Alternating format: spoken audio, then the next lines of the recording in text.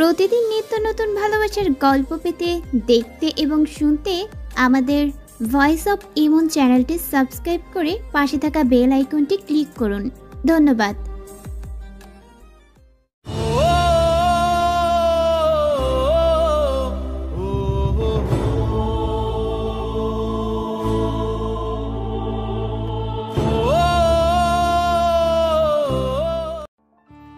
রাজগুরু, আমার ছেলে কেমন পাওয়ারের অধিকারী হবে?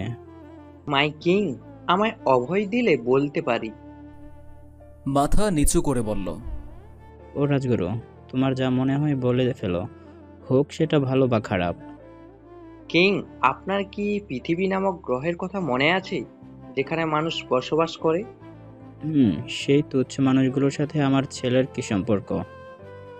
সম্পর্ক আছে, কারণ আপনার ছেলের শরীরে না আছে ম্যাজিক্যাল ক্ষমতা, আর না আছে কোনো অ্যাট্রিবিউট, আর না আছে কোনো ম্যাজিক্যাল কোর। আপনার ছেলে সেই তুচ্ছ মানুষগুলোর থেকেও আরো দুর্বল। মাই কিং, আমায় ক্ষমা করবেন। এই খবর যদি বাইরের কেউ জানে যে আপনার ছেলের কোনো ক্ষমতাই নেই, তাহলে সেটা আপনার সম্মানের দিক দিয়ে অনেক ক্ষতি হয়ে যাবে। রাজগুরু মাথা নিচু করে ভয়ে ভয়ে কথাগুলো বললেন। খুবই চিন্তার বিষয়। আচ্ছা রাজগুরু, কি করা যায় বলো তো? আর 3 দিন পরে আপনার ছেলে জন্ম নেবে, তখন আপনি তার সাথে কি করবেন সেটা আপনিই ঠিক করেন মাই কিং। রাজগুরু মাথা নিচু করে বলল, আচ্ছা তুমি যাও। এরপর কিং অনেকক্ষণ চিন্তার পরে তার মুখে হাসি ফুটে উঠল।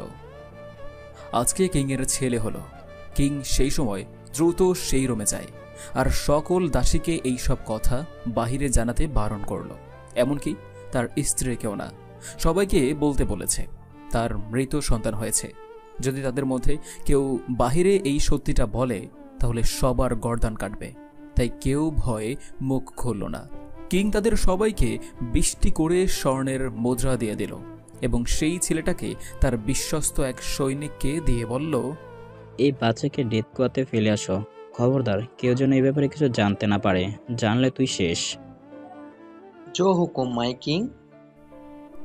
এরপর সেই স্বর্ণটি সেই বাচ্চাটাকে নিয়ে যেই কুয়াতে ফেলবে, অমনি সেই বালকটি সেই সৈনিকটার দিকে তাকিয়ে খিলখিল করে হাসতে লাগলো আর সেই সৈনিককে তার নরম ছোট ছোট হাত দিয়ে ডাকতে লাগলো আর হাসতে লাগলো। এই দেখে সেই সৈনিকটি ছেলেটির প্রতি মায়া হলো, কারণ তাদের কোনো সন্তান ছিল না। তাই সে সেই বাচ্চাটাকে নিয়ে তার কুটিরে গেল। এই বাচ্চাটি সৃষ্টিকর্তা আমাদের দিয়েছেন, আজ হতে এর বাবা মা আমরা। আমি জানি না। তাদের কথাবার্তার মধ্যে সেই বাচ্চাটি ঘুমিয়ে পড়ে। তখন থেকেই তারা তাকে নিজের সন্তানের মতোই ভালোবেসে বড় করতে থাকে। সেই সন্তানটি আসার 2 বছর পরেই তাদের আরেকটি ছেলে হয়। এতে তারা অনেক খুশি হয়। দুজনকে বুকে আঁকড়ে তারা জীবন অতিবাহিত করছে। এভাবে কেটে গেল 10টি বছর। সেই সৈন্যটির নাম হেলেন ও তার স্ত্রীর নাম হেলেনা। বড় ছেলের নাম জ্যাক ও ছোট ছেলের নাম হ্যালি। হ্যালি ছোট থেকেই সকল প্রকার ম্যাজিক পাওয়ার ব্যবহার করতে পারে, আর অন্যদিকে জ্যাক কিছুই পারে না। তবে এতে তাদের 2 ভাইয়ের ভালোবাসা কখনো কমে না। তাদের আজকে ম্যাজিক্যাল একাডেমিতে হেলেন মানে তাদের বাবা ভর্তি করিয়ে দিল। এই মনস্টার ওয়ার্ল্ডে অনেকগুলো ম্যাজিক্যাল একাডেমি আছে। তার মধ্যে বেস্ট যেগুলো আছে সেগুলোতে প্রিন্স, প্রিন্সেস, জেনারেল সন্তান ও সৈনিকদের সন্তানরাও পড়তে পারে। হ্যালিও জ্যাককে ভর্তি করিয়ে হেলেন বাসায় চলে গেল। এখানে তাদের 5 বছর থাকতে হবে। পরের দিন থেকেই সকলের ক্লাস শুরু। কেমন আছো সবাই? ভালো স্যার, আপনি কেমন আছেন?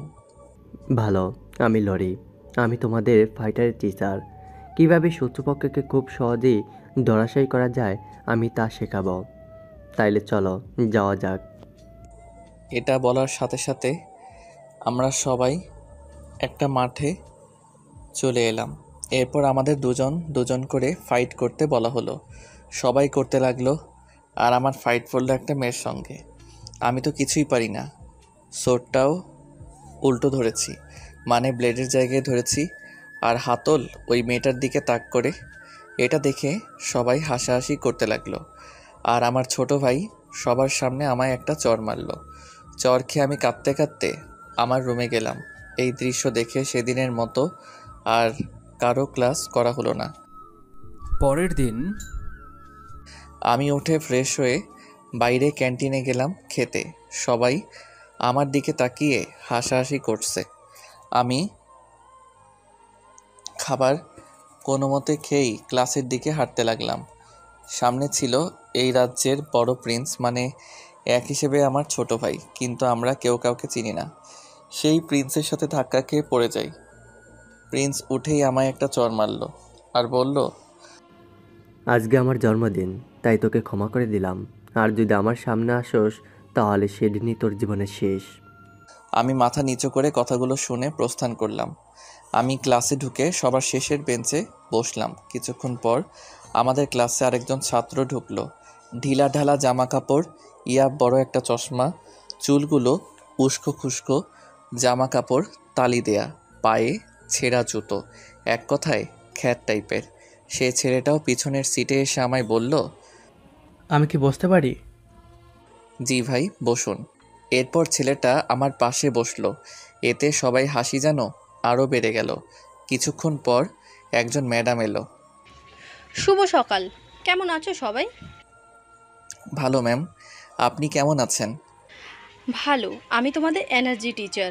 আমি তোমাদের এনার্জি বৃদ্ধিতে সহায়তা করব। চলো যাওয়া যাক। এটা বলার সাথে সাথে আমাদের রুম মুহূর্তেই ভ্যানিশ হয়ে গেল। আমরা একটা জঙ্গলে চলে এলাম। সামনে অনেকগুলো আসন রয়েছে। ম্যাডাম আমাদের সামনের আসনগুলোয় বসতে বলায় আমরা বসে পড়লাম। এরপর ম্যাডাম আমাদের সবার চোখ বন্ধ করে সকল চিন্তাভাবনা ত্যাগ করে নিজের এনার্জির দিকে শুধু ফোকাস করতে বললেন। আমরা তাই করলাম। আর এদিকে আমি কিছুই করতে পারছি না, ভালো লাগছে না। জ্যাক, তুমি আরও ট্রাই করতে থাকো, দেখবে তুমি পারবে। আমি ম্যাডামের কথা শুনে মাথা নাড়িয়ে সায় দিয়ে পুনরায় ট্রাই করছি। অনেকক্ষণ পর আমি আমার মস্তিষ্ক কন্ট্রোলে করতে পেরেছি। এরপর আমি একটু সামনে গিয়ে দেখলাম একজন লোক ধ্যান অবস্থায় বসে আছে। আমি তার সামনে যেতেই সে হাতের ইশারায় আমায় বসতে বললেন। আমিও বসে পড়লাম, তবে অবাকের দৃষ্টিতে তার দিকে তাকিয়ে রইলাম। কারণ আমি যেখানে আসলাম সে বুঝলো কি করে? অবাক হওয়ার কিছুই নেই। আমার কাছে যত ক্ষমতা আছে তা প্রকৃতপক্ষে তোমারই, কারণ আমি তোমার মধ্যেই পুনরায় জন্মগ্রহণ করেছি। তুমি নিজেকে জানো জ্যাক, আগের জন্মে তুমি কি ছিলে, কি তোমার আসল পরিচয়, তোমার লক্ষ্য ও উদ্দেশ্য কী তা জানার চেষ্টা করো জ্যাক। তুমি এমন একজন যার কাছে সকল কিছুই মাথা নিচু করতে বাধ্য, এমনকি গডসরা পর্যন্ত তোমার কাছে মাথা নিচু করতে বাধ্য। কে তুমি, কি তোমার পরিচয়, কীভাবে তোমার সাথে বিশ্বাসঘাতকতা করা হয়েছিল? খোঁজো জ্যাক, খোঁজো। এরপর আমার চোখ খুলে গেল, আর আমি সামনে তাকিয়ে দেখে এখনও কারো চোখ খুলে নাই। সবাই চোখ খোলো। আজকের ক্লাস এই পর্যন্ত। এরপর আমাদের নিয়ে টেলিপোর্ট করে ক্লাবে নিয়ে গেলেন। এরপর আসলেন মিকা ম্যাডাম। ইনি আমাদের স্পেস টিচার। স্পেসের বিভিন্ন জ্ঞান আমাদের দিয়ে ক্লাস শেষ করলেন। শেষ ক্লাসে প্রিন্সিপাল আসলেন। ডিয়ার স্টুডেন্ট, কেমন আছো সবাই? ভালো প্রিন্সিপাল প্রিলি, আপনি কেমন আছেন? ভালো। আজকে তোমাদের সবাইকে নিয়ে ডেড ফরেস্টে নিয়ে যাওয়া হবে। সেখানে তোমাদের পার্টনার বানাতে হবে। তবে বলে রাখি, যদি কেউ পার্টনার বানাতে গিয়ে মারা যায় তাহলে একাডেমির কেউ দায়ী নয়। এই বলে আমাদেরকে টেলিপোর্ট করে জঙ্গলে নিয়ে গেল। সবাই সবার পার্টনার বানাতে ব্যস্ত হয়ে গেল। আর আমি যার কাছেই যাই সেই আমাকে হয় লাথি মারে, না হয় আছাড় মারে। তাই সাহস করে আর যাইনি, শিক্ষকদের সাথে দাঁড়িয়েছিলাম। কি জ্যাক, তুমি কি পার্টনার বানাবে না? স্যার, আপনারা তো দেখলেন আমার কি হাল হয়েছে, তাই আর সাহস নাই। আচ্ছা, চিন্তা করো না, ভালোভাবে প্র্যাকটিস করতে থাকো। এবার যারা পার্টনার বানাতে পারবে না তারা আগামী বছর আবার পাবে। তবে তখন জটিলতা থাকবে অনেক। আগামী বছর যারা টুর্নামেন্টে জয়ী হতে পারবে কেবল তারাই পার্টনার বানানোর সুযোগ পাবে। তাইলে তো এই সুযোগটাই বেস্ট ছিল। হুম।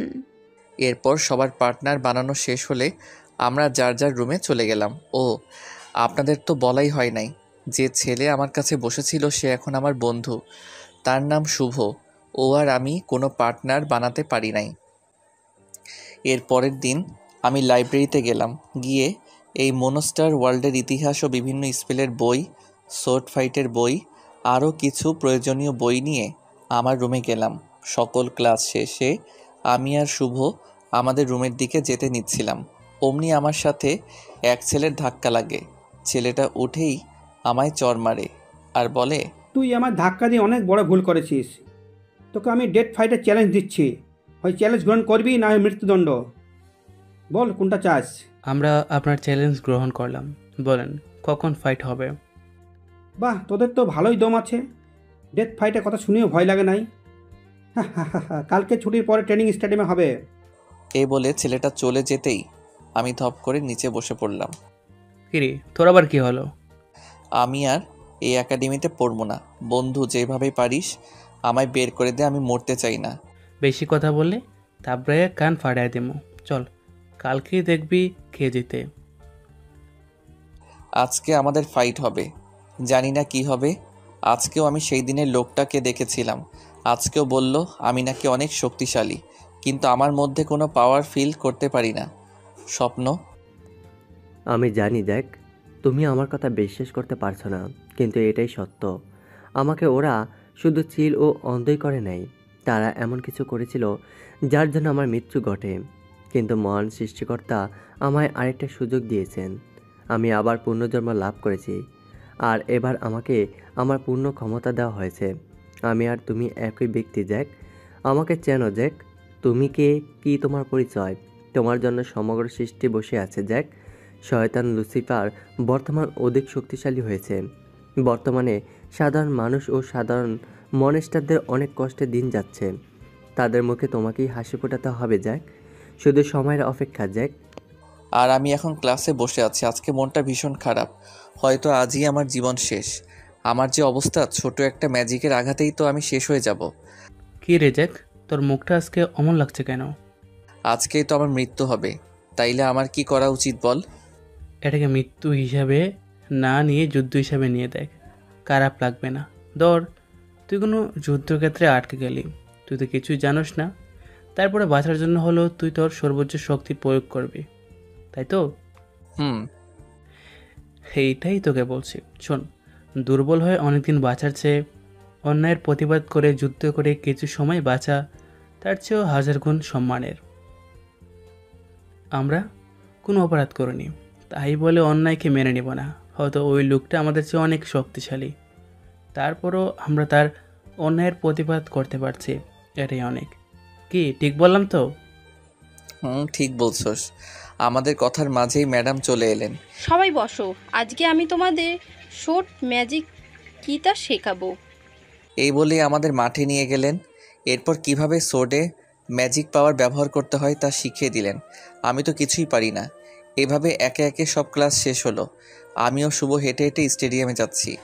সবাই আমাদের দিকে অবাক হয়ে চেয়ে রইল।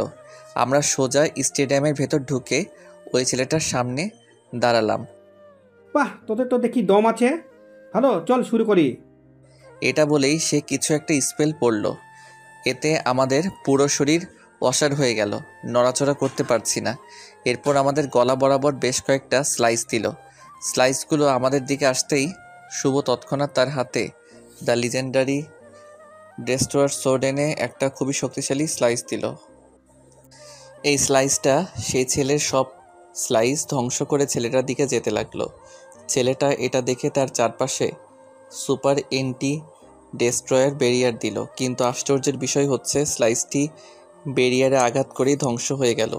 আমি মনে করেছিলাম হয়তো স্লাইসটা ছেলেটার শরীরে লাগবে, কিন্তু তার ব্যারিয়ারে লেগেই ধ্বংস হয়ে গেল।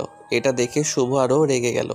সে এবার একটার পর একটা স্লাইস দিতেই লাগলো, আর সব স্লাইস সেই ব্যারিয়ারে লেগেই ধ্বংস হয়ে যাচ্ছে। একসময় শুভ ক্লান্ত হলেই সেই ছেলেটা ব্যারিয়ার মুছে বলল, বাহ, তোর তো দম আছে। তুই সব মনস্টারের সাথে তো ভালোই টক্কর লইতে পারস। এই কথা শুনে আমিও শুভ ঠক ঠক করে ভয়ে কাঁপতে লাগলাম, কারণ এই ছেলেটার পাওয়ার সম্পর্কে এই পুরো মনস্টার ওয়ার্ল্ড জানে।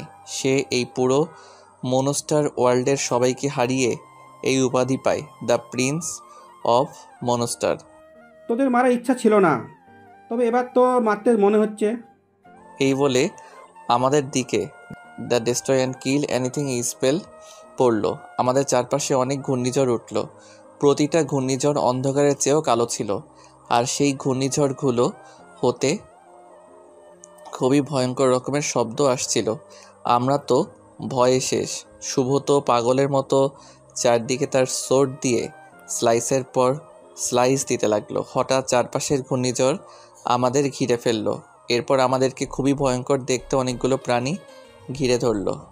প্রাণীগুলোর সারা শরীর হতে পচা গন্ধ আসতে লাগলো। চারপাশের মাংসগুলো যেন খসে খসে পড়ছে। পুরো শরীরে বিষাক্ত লাল লাল পোকা কিলবিল কিলবিল করছে।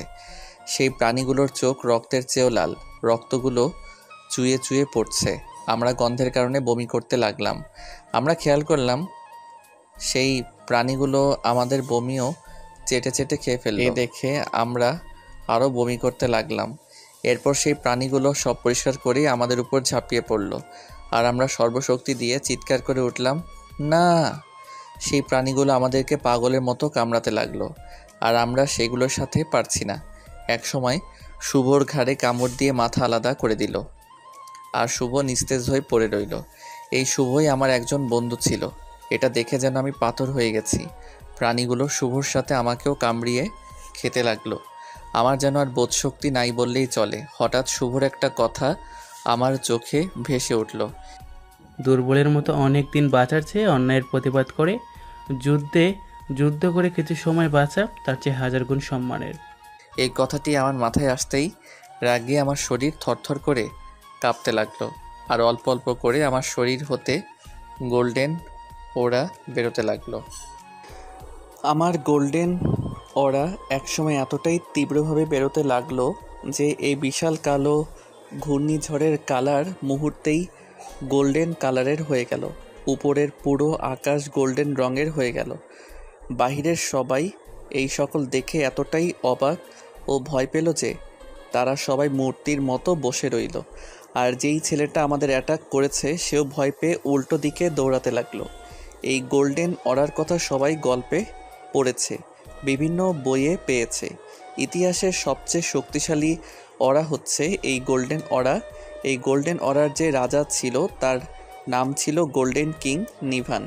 এই কিং এতটাই পাওয়ারফুল ছিল যে যার এক আঘাতে একটা পুরো ইউনিভার্স ধ্বংস হয়ে যেত, যার নাম শুনলে সকলের মনে ভয় জন্মাতো।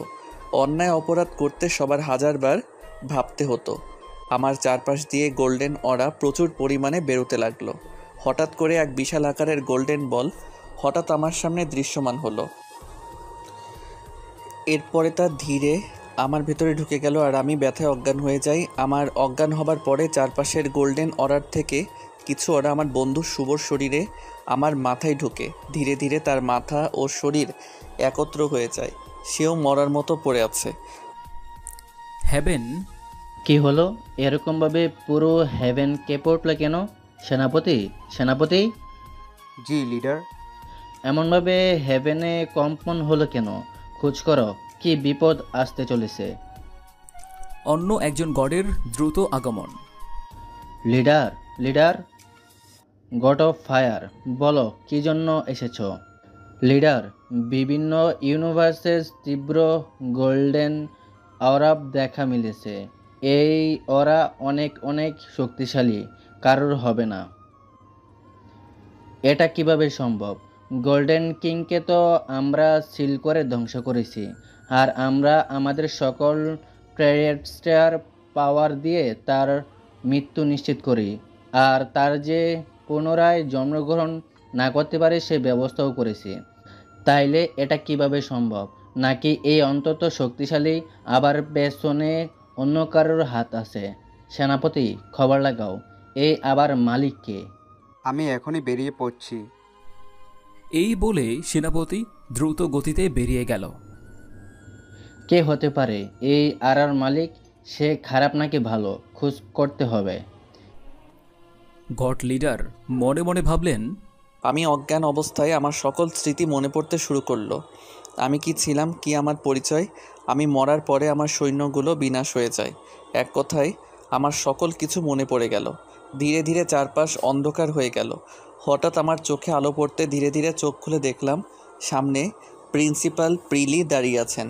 আমি ওঠে সোজা প্রিন্সিপাল প্রিলিকে জড়িয়ে ধরলাম। আমার এই কাজে সবাই অবাক হয়ে গেল। কেমন আছো জেনিফার? হঠাৎ জেনিফার নাম বলায় সে অবাকের চরম সীমায় পৌঁছে গেলেন। আমার দিকে চোখ বড় বড় করে তাকিয়ে রইল। আমি এটা বুঝতে পেরে মুচকি হাসি দিয়ে ছেড়ে দিয়ে তার মাথায় হাত বুলিয়ে দিলাম। আমার হাত হতে কিছু গোল্ডেন আলো তার মাথার ভেতরে ঢুকে গেল। এতে তার সকল স্মৃতি মনে পড়ে গেল। সে ঢুকরে কেঁদে উঠল। তার কান্না দেখে সবাই অনেক অবাক হয়ে আমারও প্রিন্সিপাল প্রিলির দিকে তাকিয়ে রইল। এখন থেকে প্রিলির জায়গায় জেনিফার নাম ব্যবহার করব। নিভান, তুমি কোথায় নিভান? তুমি ফিরে এসো নিভান। আমি তোমার জেনিফার নিভান। জেনিফার মাথা নিচু অবস্থায় বিলাপ করে কাঁদছে। জেনিফার, কে তুমি? আমাকে চিনতে পারছো না জেনিফার? আমি নিভান। নিভান? না, তোমাকে তো নিভানের মতো লাগছে না। এ কথা শুনে আমি একটা মুচকি হাসি দিয়ে দুই হাত দুই দিকে প্রসারিত করলাম। এতে চারদিকে গোল্ডেন অরাই ভরে গেল আর আমার শরীরে চলে এলো গোল্ডেন কিংয়ের পোশাক, গোল্ডেন কালারের রাজকীয় পোশাক। আমার হাতে চলে এলো গোল্ডেন সোর্ড ও আমার কাঁধে গোল্ডেন বার্ড উড়ে এসে বসলো। চারদিকে গোল্ডেন আলোর ছড়াছড়ি হতে লাগলো আর ধীরে ধীরে আমার চেহারা আমার আগের চেহারায় পরিবর্তন হলো। এ দেখে জেনিফার আমায় জড়িয়ে ধরে কেঁদে ফেলল। কেঁদো না জেনিফার, আমি তো চলে এসেছি আর আমি প্রতিশোধ নিব সকল অন্যায়ের। এরপর আমি সবার দিকে তাকিয়ে দেখলাম সবাই চারদিক হতে বসে মাথা নিচু করে আমার সম্মান জানাচ্ছেন। এ দেখে আমি সবাইকে উঠে দাঁড়াতে বললাম, আমি হলাম গোল্ডেন কিং, আজ হতে কারো কোনো কষ্ট থাকবে না। এ বলে সাথে সাথে টেলিপোর্ট হয়ে শুভর কাছে চলে গেলাম। দেখি হিলাররা শুভকে হিল করছে, কিন্তু হিল হচ্ছে না। আমি স্টুডেন্ট বেশে সামনে গেলাম। মিস, আপনি একটু সরুন। আমি দেখি শুভর কি হয়েছে। কিছুই দেখা নাই বাবা, হয়তো কিছুক্ষণ পর মারা যাবে। কোনো হিলই হচ্ছে না, তবুও যেহেতু দেখবা আসো। এ বলে সাইডে হিলার ম্যাডাম দাঁড়ালেন আর আমি মুচকি হাসি দিয়ে সামনে এগিয়ে গেলাম। এরপর আমি শুভর দিকে তাকালাম। এর ফলে চোখের পলকে শুভর শরীর হিল হয়ে গেল এবং আগের তুলনায় হাজার হাজার গুণ শক্তিশালী হয়ে গেল। তার শরীর আগের হতে আরও হাজার গুণ শক্তিশালী হয়ে গেল। তার পোশাক চেঞ্জ হয়ে গোল্ডেন সৈনিকের পোশাক হয়ে গেল। তার শরীর হতে তীব্র গোল্ডেন অরা বেরোতে লাগলো আর সেই মুহূর্তেই হাওয়ায় ভাসতে লাগলো। এত কিছু হিলার দেখে আর নিতে না পারে অজ্ঞান হয়ে গেল। ধীরে ধীরে শুভ নিচে নেমে গেল। আস্তে আস্তে শুভ চোখ খুলে আমায় দেখতে পেয়ে বুকে ঝাঁপিয়ে পড়ল। বন্ধু, তুই ঠিক আছিস? তোর এখন কেমন লাগছে? এখন শুভ নিজের দিকে তাকিয়ে নিজেই অবাক হয়ে গেল। তার শরীরে গোল্ডেন ড্রেস আর তার শরীর থেকে তীব্র গোল্ডেন অরা বেরোতে দেখে অবাক হয়ে আমার দিকে চোখ বড় বড় করে তাকিয়ে রইল। আমি তা দেখে মুচকি হাসি দিয়ে আমি মুহূর্তেই চেঞ্জ হয়ে গেলাম। আমাকে দেখে শুভর মুখ দিয়ে আপনা আপনি বেরিয়ে এলো, গোল্ডেন কিং? শুভ, আজ থেকে তুই গোল্ডেন সৈনিক। এখন তোর কাঁধে অনেক কাজ রয়েছে। মনে রাখবি, তুই বর্তমানে একজন গডের থেকেও শক্তিশালী। তোকে আমি এই ইউনিভার্সের আমায় যত সৈন্য আছে সবার সেনাপতি বানিয়ে দিয়েছি। তোর কথা শুনে আমি বুঝেছি যে তুই সত্যের পথে নিজের জীবনকে পর্যন্ত দিয়ে দিবি। বল, তুই কি চাস? আমার কথা শুনেই শুভ তৎক্ষণাৎ আমার সামনে হাঁটু গেড়ে বসে বলল, মাই গোল্ডেন কিং, আমি আপনার কথা রাখতে যদি আমার মৃত্যু হয় তারপরও আমি রাজি। আদেশ করুন মাই কিং। শুভ, উঠো। তুমি কি এই ইউনিভার্সের প্রিয় গ্রহের কথা জানো? জি মাই কিং, সেখানে সকল অভিশপ্ত গডদের বাস। এমনকি শয়তানের লুসিফারও সেই গ্রহে থাকে। সেখানে কোনো রাজা নেই, তবে তারা সবাই সবার কথা রাখে। সেখানে খুব শক্তিশালী ব্যারিয়ার আছে, যার ভেদ করে কেউ বেরোতে পারে না। তোমাকে সেই গ্রহের সবাইকে ধ্বংস করে দিতে হবে।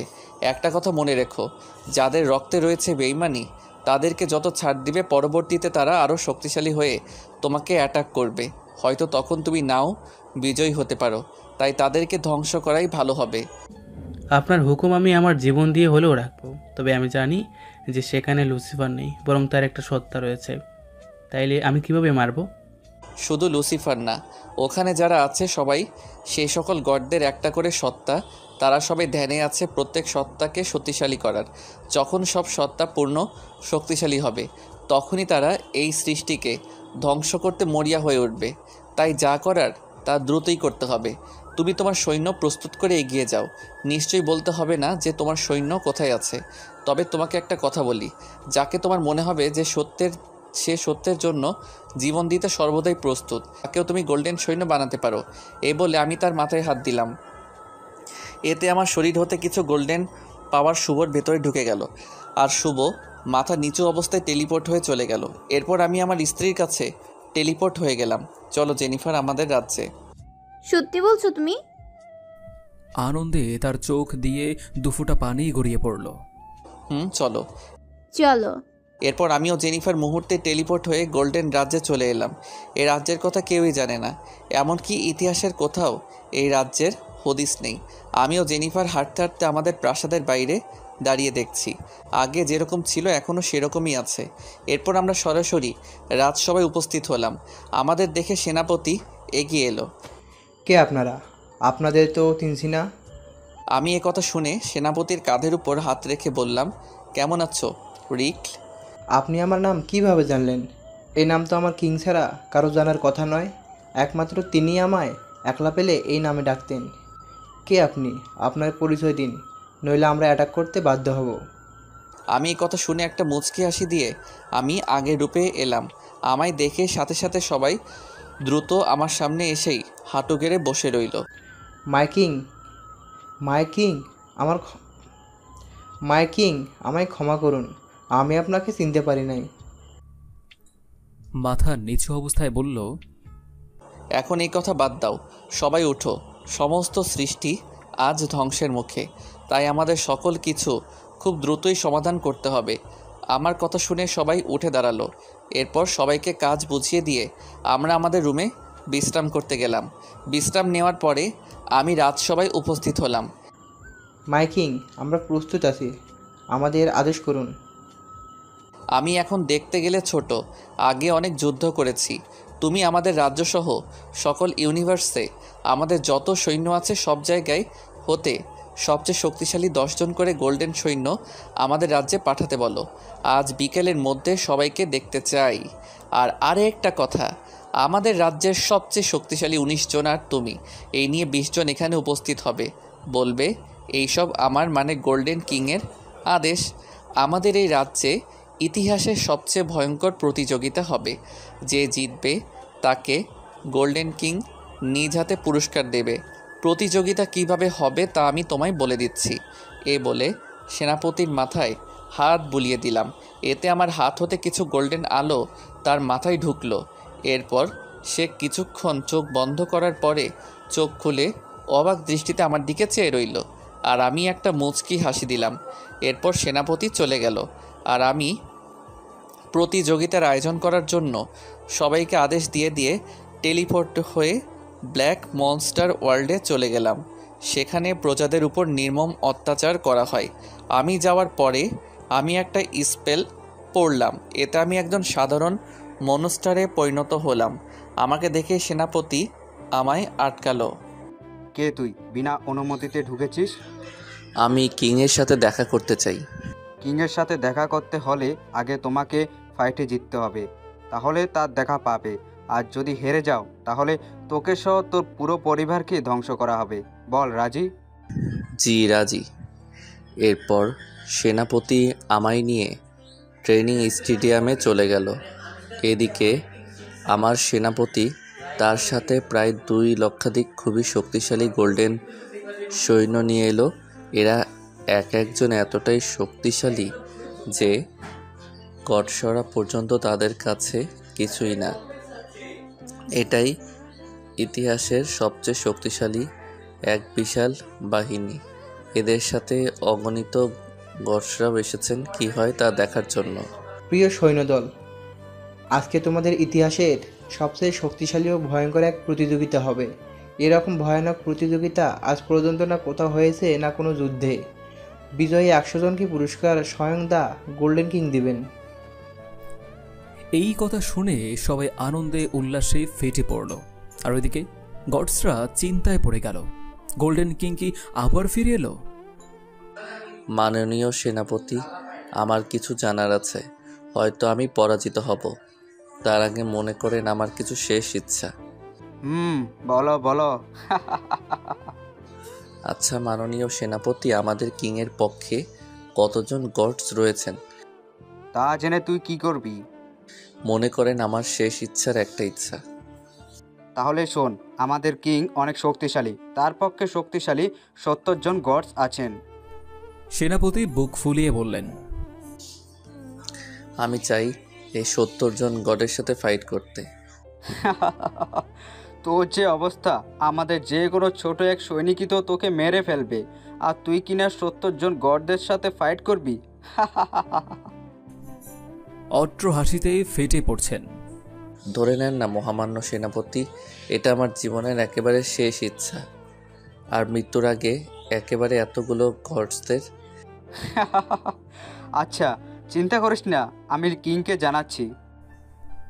কিং এই সকল কথা শুনে হাসিতে ফেটে পড়ছে। ছেলেটার তো ভালোই বুদ্ধি আছে, আজ পর্যন্ত কেউ গর্জের দেখতে পর্যন্ত পারে নাই।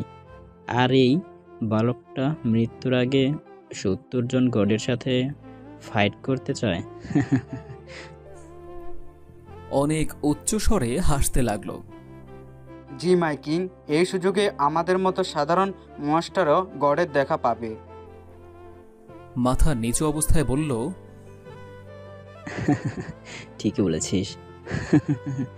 আজকে এই রাজ্যে যত সৈন্য ও প্রজা আছে সবার সামনে ফাইট হবে, আর এই ফাইটে যেমন তারা গডদের দেখতে পাবে, তেমনি মৃত্যু যে কত ভয়ঙ্কর হতে পারে তারাও তা দেখতে পাবে।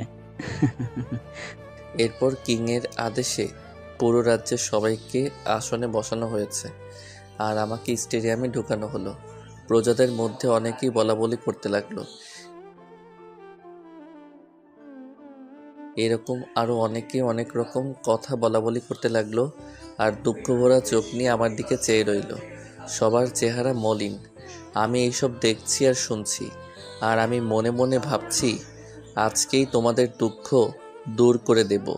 যারা গড লেভেলে পৌঁছে যাওয়ার পর খারাপ রাস্তা অবলম্বন করে, তাদের ধ্বংস যে কীভাবে হবে তা তারা ভাবতেও পারে না। যার যত ক্ষমতা তার উপরে ঠিক সেই পরিমাণ দায়িত্ব রয়েছে।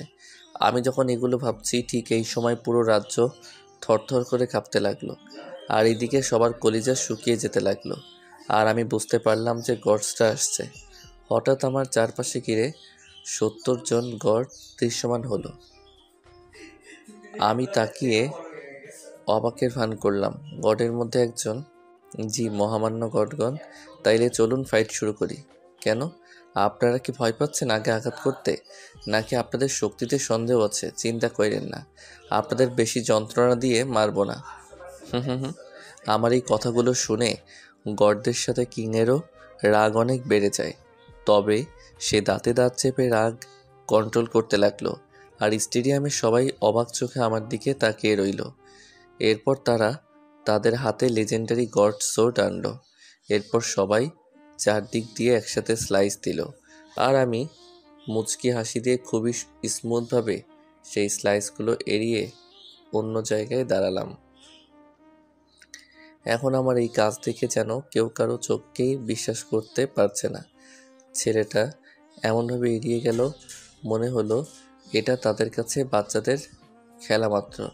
কিন্তু এই স্লাইসগুলো যে কতটা শক্তিশালী তা সবাই হাড়ে হাড়ে টের পাচ্ছে, কারণ এত পাওয়ারফুল লিজেন্ডারি গডস ব্যারিয়ার ভেঙে যাওয়ার পথে, আর এর শক্তিশালী ওয়েভের কারণে সবাই উড়ে অনেক দূরের দেয়ালে বাড়ি খায়।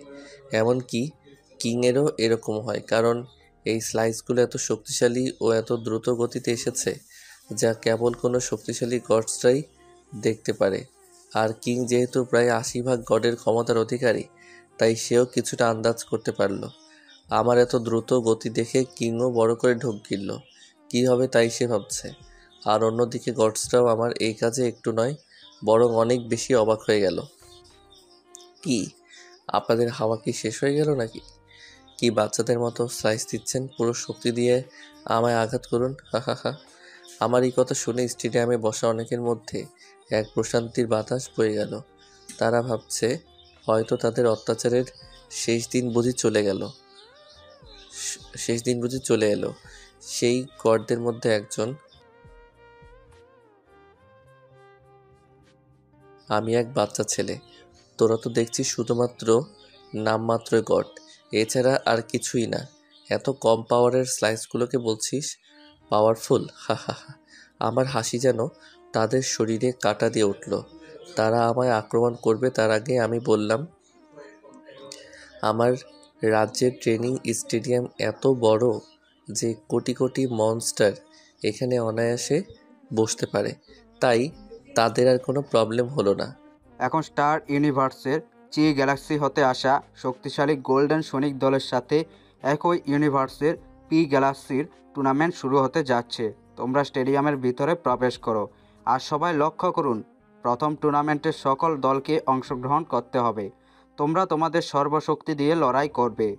যদি কেউ হার স্বীকার করে তাহলে সে স্টেডিয়ামের বাইরে চলে যাবে। মনে রেখো, এই টুর্নামেন্টে তোমার জীবনের ঝুঁকি রয়েছে। তাই আমি আবারও বলে দিচ্ছি, যারা টুর্নামেন্টে অংশগ্রহণ করতে না চাও তারা আগেই বলো। এবারও কেউ কিছু বলো না। তাই সবাইকে টুর্নামেন্ট শুরু করতে বলা হয়েছে। স্টেডিয়ামের ভিতরে 200টা ব্যারিয়ার দিয়ে 200টা ফাইট করার স্থান করা হয়। এরপর কার সাথে কার ফাইট তা বলে দেওয়া হয়। আরেকটা কথা বলি, এই টুর্নামেন্টে আমার বন্ধু শুভও এসেছে। লড়াই শুরু হয়ে গেল। মুহূর্তেই চারদিকের বাতাস ভারী হয়ে গেল। আসমান হতে বিদ্যুৎ চমকাতে লাগলো। মনে হচ্ছে এই টুর্নামেন্ট দেখতে প্রকৃতি নিজেও উপস্থিত হয়েছে। শুরু হয়ে গেল রক্তক্ষয়ী টুর্নামেন্টে অংশগ্রহণকারী এক একজনের আঘাতে পুরো একটা গ্যালাক্সি কেঁপে উঠছে।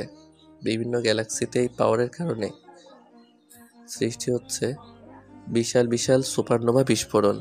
এই বিস্ফোরণের কারণে বিলীন হয়ে যাচ্ছে অগণিত গ্রহ ও গ্যালাক্সি। হেভেনের গডেরাও বিশাল চিন্তায় পড়ে গেল। কি হচ্ছে তারা কিছুই বুঝতে পারছে না। সেই গডেরা আমায় আক্রমণ করার আগে আমি বললাম, তোমরা থামো, আগে এই ব্যারিয়ারকে তোমরা শক্তিশালী বানাও। আমি চাই না তোমাদের বাচ্চাদের খেলার কারণে অন্যদের প্রবলেম হোক। আমার কথা শুনে সকল গডেরা রাগে ফেটে পড়লো। তবে রাগকে নিয়ন্ত্রণ করে তারা সবাই ব্যারিয়ারকে মজবুত করলো। এরপর সবাই একসাথে আমাকে অ্যাটাক করতে শুরু করলো। তারা আমার দিকে একের পর এক স্লাইস দিতে লাগলো, আর আমি স্মুথভাবে সব স্লাইস থেকে সরে যাচ্ছি। যদিও আমার দিকে প্রচুর পরিমাণে গ্র্যাভিটি অনুভব করছিলাম, কিন্তু এই সামান্য গ্র্যাভিটি আমার কিছুই করতে পারবে না। তাদের অ্যাটাক সবাই দেখতে না পারলেও আমি দেখছি, আর এগুলো খুবই স্লো লাগছিল আমার কাছে। এরপর আমার স্পিড আরও বাড়ালাম। এখন আমাকে গড়েরাও দেখতে পারছে না। এতে সবাই একসাথে জড়ো হয়ে আমায় চারদিকে খুঁজতে লাগলো। হঠাৎ আমি আমার সবার সামনে এসে দাঁড়ালাম। এখন তো তোমাদের লড়াই দেখলাম, এখন আমারটাও একটু দেখাই। এই বলে আমি তাদের দিকে একটা স্লাইস দিলাম। তারা আমার স্লাইস দেখতেই পেল না। এতটা শক্তিশালী ও এত স্পিড হবে তা তারা ভাবতেই পারেনি। চোখের পলকে তাদের শরীরে লাগলো। তাদের সামনে যে 10 জন গড ছিল তারা সেই স্লাইসের কারণে জ্বলে পুড়ে ছাই হয়ে গেল, আর পেছনেরগুলো কেউ মৃত।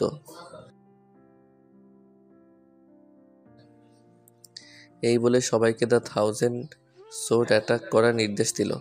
এই শুনে উপস্থিত সবাই অনেক বেশি ভয় পেয়ে গেল। এর সাথে কিংয়েরও রুহু কেঁপে উঠল, কারণ ইতিহাসের সবচেয়ে শক্তিশালী ও সবচেয়ে বেশি মারাত্মক অ্যাটাক হলো এই 1000 সোর্ড টেকনিক।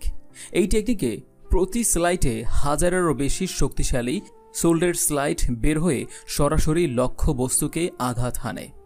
শত্রু যতই ডিফেন্ডার হোক না কেন, একসাথে বিশাল শক্তিশালী হাজার হাজার স্লাইডকে ফেরানো কোনোভাবেই সম্ভব নয়। ইতিহাসে রয়েছে হাজার হাজার বছর পূর্বে গোল্ডেন কিংয়ের সাথে অনেক গডদের বন্ধুত্বপূর্ণ সম্পর্ক তৈরি হয়। গোল্ডেন কিং তাদেরকে এমন কিছু টেকনিক ও স্পেল শিখিয়েছিলেন যা ছিল ইতিহাসে বিরল। গোল্ডেন কিং বেঁচে থাকতে সেই সকল গডেরা ভালোই ছিলেন। যখন গোল্ডেন কিং মারা যান তারপর থেকে এদের মধ্যে 2 দল হয়ে যায়। এক দল ভালোর পথে আর অন্য দল খারাপের দিকে ধাবিত হয়। তারা উভয় দলই তাদের বন্ধু গডদের মধ্যে এই সকল টেকনিক ও স্পেল শেয়ার করে। ইতিহাসের পাতায় বলা হয়েছে গোল্ডেন কিং তার জানার মধ্যে কিছু টেকনিক ও স্পেল মাত্র শিখিয়েছিলেন। এতেই সে সকল গডেরা অন্য সকল গডদের হতে অধিকতর শক্তিশালী হয়। সে সকল টেকনিকের মধ্যে 1000 সোর্ড টেকনিকটা অন্যতম। আমি তাদের সকলের 1000 সোর্ড টেকনিক দিয়ে আমার দিকে আক্রমণ করতে লাগলো, আর আমি আলোর চেয়েও 100 গুণ দ্রুত গতিতে সব স্লাইস নিখুঁতভাবে কাটাচ্ছি। আমার এত দ্রুত নিখুঁত ডিফেন্স দেখে তারা থমকে যায়। তারা আমায় দেখতেই পাচ্ছে না কই থেকে কই যাচ্ছি। হঠাৎ তাদের পেছন থেকে একটা বিকট হাসির আওয়াজ ভেসে আসলো, হা হা হা। পিছন থেকে আমি হাসতে হাসতে বলতে লাগলাম, হা হা হা, এখন তো দেখছি আপনারা সামান্য এক তুচ্ছ বালকের সাথে পেরে উঠছেন না। আমি তো আপনাদের আঘাতই করলাম না, হা হা হা। হঠাৎ করে আমার এমন আওয়াজ পেয়ে তারা ভয় পেয়ে গেল। তারা আমার দিকে ঘুরে আবারও বললেন, আমার দিকে সন্দেহের দৃষ্টি দিয়ে বলল, মাই ডিস্ট্রয়ার গড। সে ডিস্ট্রয়ার গডকে ডাকলেন। মুহূর্তে আকাশ কালো হতে শুরু করলো, পুরো আকাশ জুড়ে বিজলি চমকাতে শুরু করলো। কিছুক্ষণ পর একটি খুবই উজ্জ্বল আলোর বল লাইটিং গতিতে আমাদের সামনে চলে আসলো। ধীরে ধীরে একটি খুব সুন্দর যুবকে পরিণত হলো। যুবকটি অসম্ভব রকমের সুন্দর। তার মাথার চুল লাল বর্ণের। এক কথায় অনেক সুন্দর ও সুঠাম দেহের অধিকারী একজন যুবক আমাদের সামনে দাঁড়ালো। গড হিলিয়াম, আমায় কি জন্য ডেকেছেন তা জানতে পারি? কি এখানে তো দেখছি অনেক গডেরাই আছেন, কি হয়েছে বলুন তো? আর ওখানে ওই গডদেরকে মেরেছে, আর ওখানে গডদের ছাই। প্রশ্নবোধক দৃষ্টিতে তাকালো। কার এত বড় সাহস গডদের উপর অত্যাচার করার? কথা বলতে বলতে হঠাৎ রেগে গেলেন। মাই ডিস্ট্রয়ার গড, এই বালকটি এতগুলো গডদের মেরেছে, আমরা এর বিচার চাই। করুণ সুরে বললেন, কি বলছেন এসব? ভ্রুকুচকে প্রশ্ন করলেন। জি মাই গড, এই বালকটি অনেক পাওয়ারফুল। এই বালকটির আচরণ আমাদের মোটেও ভালো মনে হচ্ছে না। এই বালকটি ভবিষ্যতে অনেক ধ্বংসাত্মক হবে, তাই ওকে এখনই শেষ করে দিন। এই সকল কথা শুনে ডেস্ট্রয়ার গড রাগী ভাব নিয়ে আমার দিকে চাইলেন। দেখলেন সামনে এক 14 কি 15 বছরের বাচ্চা দাঁড়িয়ে আছে। তার শরীর থেকে কোনো রকমের পাওয়ার ফিল করতে পারছে না, আর তার হাতে একটা খুবই সস্তা সোর্ড রয়েছে। এগুলো দেখে ডেস্ট্রয়ার গড হাসি থামাতে পারল না। এই বাচ্চাটি এই কাজ করতে পারে তা আমি বিশ্বাস করি না। এই বালকটিকে তো যে কোনো গড শুধু চোখের ইশারায় মেরে ফেলতে পারে। হাসতে হাসতে বললেন, কে মেরেছে সত্যি করে বলুন, আমার অনেক কাজ রয়েছে। যদি সময় নষ্ট করার জন্য কোনো ফন্দি করেন তাহলে সবাইকে আমি মেরে ফেলবো। রাগে তার চোখ মুখ লাল হয়ে গেল। তার এরূপ আচরণ দেখে বাকি গডেরা ভেবাচেকা খেয়ে গেল। একদিকে আমি আর অন্যদিকে এই ডেস্ট্রয়ার গড, যার প্রতিটি স্লাইসে ডেস্ট্রয়ার ওরা বেরোতে থাকে। সেই স্লাইস যেদিকে দেয় সেদিকে যা থাকে সব কিছুই ধ্বংস করে যেতে থাকে। অর্থাৎ সেই স্লাইস থামেই না, পুরো একটা ইউনিভার্স ধ্বংস করে অন্য ইউনিভার্সের দিকে যেতে থাকে সেই স্লাইস। তাহলে তো বোঝাই যায় এই ডেস্ট্রয়ার গড কতটা সাংঘাতিক। ড্রেসার গড, আমরা কোনো মিথ্যার আশ্রয় নিচ্ছি না। সত্যি এই বালক আমাদেরকে এমন হাল করেছে আর এই গডদেরকে মেরেছে। মৃত গড ও গডদের ছাই দেখিয়ে বলল, তাহলে তো এই বালকের সাথে ফাইট করতে হয়। ডেস্ট্রয়ার গডের কথা শুনে সকল গড শয়তানি হাসি দিল। আপনারা সবাই এক পাশে দাঁড়ান, আমি এই বেরিয়ারটাকে আরো মজবুত করি। তার কথায় সবাই একপাশে সরে দাঁড়ালো। এরপর ডেস্ট্রয়ার গড এই ব্যারিয়ারকে আরও মজবুত করলেন। এরপর ডেস্ট্রয়ার গড এক গড বক্স অ্যাটাক স্পেল পড়লো। এর ফলে আমি একটা বক্সে আটকে গেছি। আমার চারদিকে ভয়ঙ্কর আজব রকমের প্রাণী। তারা যখনই চারদিক হতে আমার দিকে আসতে লাগলো তখনই লাইটিং স্পিডে চারদিকে একটি স্লাইস দিলাম। আমার স্লাইসে সেই প্রাণীসহ পুরো বক্সটি এক বিশাল শব্দ করে বিস্ফোরণ হলো। যখন কোনো নক্ষত্র সুপারনোভা বিস্ফোরণ হয়, এটা তার চেয়েও আরও মারাত্মকভাবে বিস্ফোরণ হয়। আমার এ ট্র্যাকটি এতটাই মারাত্মক ছিল যে ডেস্ট্রয়ার গডের সাথে সকল গডেরা সকল ব্যারিয়ার ভেঙে স্টেডিয়ামে ভেঙে অনেক দূরে গিয়ে পড়ল। আর এই ব্যারিয়ারের কোনো ছিটে ফোটা নেই। ডেস্ট্রয়ার গড অনেক আঘাত পেয়েছেন। সেখানের গডদের মধ্যে যারা অনেকটা আহত ছিল তারা তৎক্ষণাৎ মারা যায়। এটা দেখে ডেস্ট্রয়ার গড রাগে ফেটে পড়ল। The high supernova extreme lighting স্পিডে আমার সামনে এসে স্লাইস দিল, আর আমি তৎক্ষণাৎ তার সোর্ডের ব্লেডের মাথা আমার ডান হাতের দুটি আঙুল দিয়ে আটকে ধরলাম। এটা দেখে ডেস্ট্রয়ার গড অনেক রেগে গেল, আমার বুকে খুবই জোরালো লাথি দিল, আর আমি আমার অন্য হাত দিয়ে তার পা ধরে মাটিতে আছাড় দিলাম।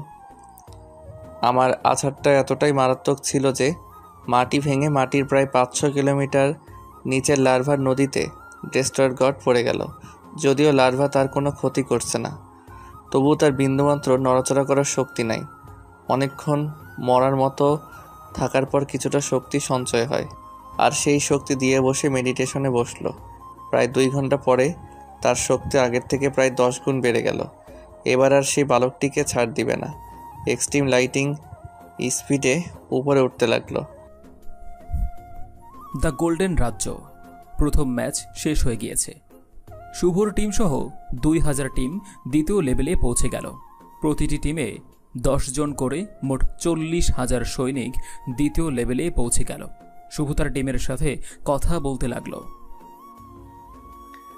বাবা গো বাবা, এখানে এত পাওয়ারফুল সবাই, তা আমি চিন্তা করতে পারি না। অল্পের জন্য মরতেও বেঁচে গেছি। ঠিকই বলেছ, এখানে এক একজন গড লেভেল, তারা অনেক শক্তিশালী। অল্পর জন্য আমরা জিতেছি, আর একটু হলেই হেরে যেতাম।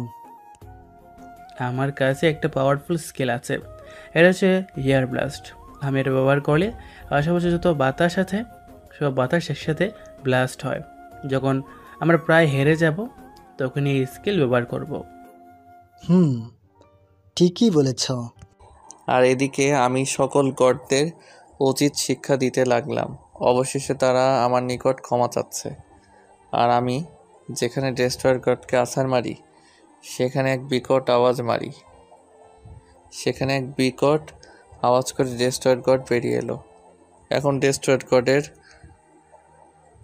অরা ও পাওয়ার দেখে সকল গড দৌড়ে তার কাছে গেল এবং আমাকে একেবারে শেষ করে দিতে বলল। গডদের কথা শুনে ডেস্ট্রয়ার গড আমার দিকে তাকালেন। প্রথমে তোকে হালকাভাবে নিছিলাম, এখন তুই শেষ। আমি ডেস্ট্রয়ার গড বলছি, এমন কোনো গড নেই যে তোকে বাঁচাতে পারে। এবার মরার জন্য প্রস্তুত হ। এই বলেই destroyer god the destroyer spell পরে তার সোর্ডে হাত রেখে নিচ হতে উপরের দিকে ঘষা দিল। এতে সে সোর্ড সূর্যের থেকেও অধিক শক্তিশালী আলো ও তাপ বেরোতে লাগলো। এ দেখে সকল গডেরা তার পিছনে দাঁড়িয়ে ব্যারিয়ার দিল, কারণ তারা এখন জানে যে কি হতে চলেছে। আমাকে মারতে আপনি ডেস্ট্রয়ার স্পেল না পড়লেই ভালো হতো, কারণ আপনার এই প্রতিশোধ নেওয়ার জন্য সৃষ্টি জগৎ ধ্বংস হয়ে যেতে পারে। সৃষ্টি জগৎ কি হবে তা তোকে জানতে হবে না, মরার জন্য প্রস্তুত হ। এই বলেই সে তার বিশাল শক্তিশালী স্লাইস দিল, আর আমি তৎক্ষণাৎ স্টেডিয়ামের সবাইকে তাদের নিজ নিজ বাড়িতে টেলিপোর্ট করে দিলাম। হঠাৎ তারা তাদেরকে নিজ বাড়িতে দেখে অবাক হয়ে গেল।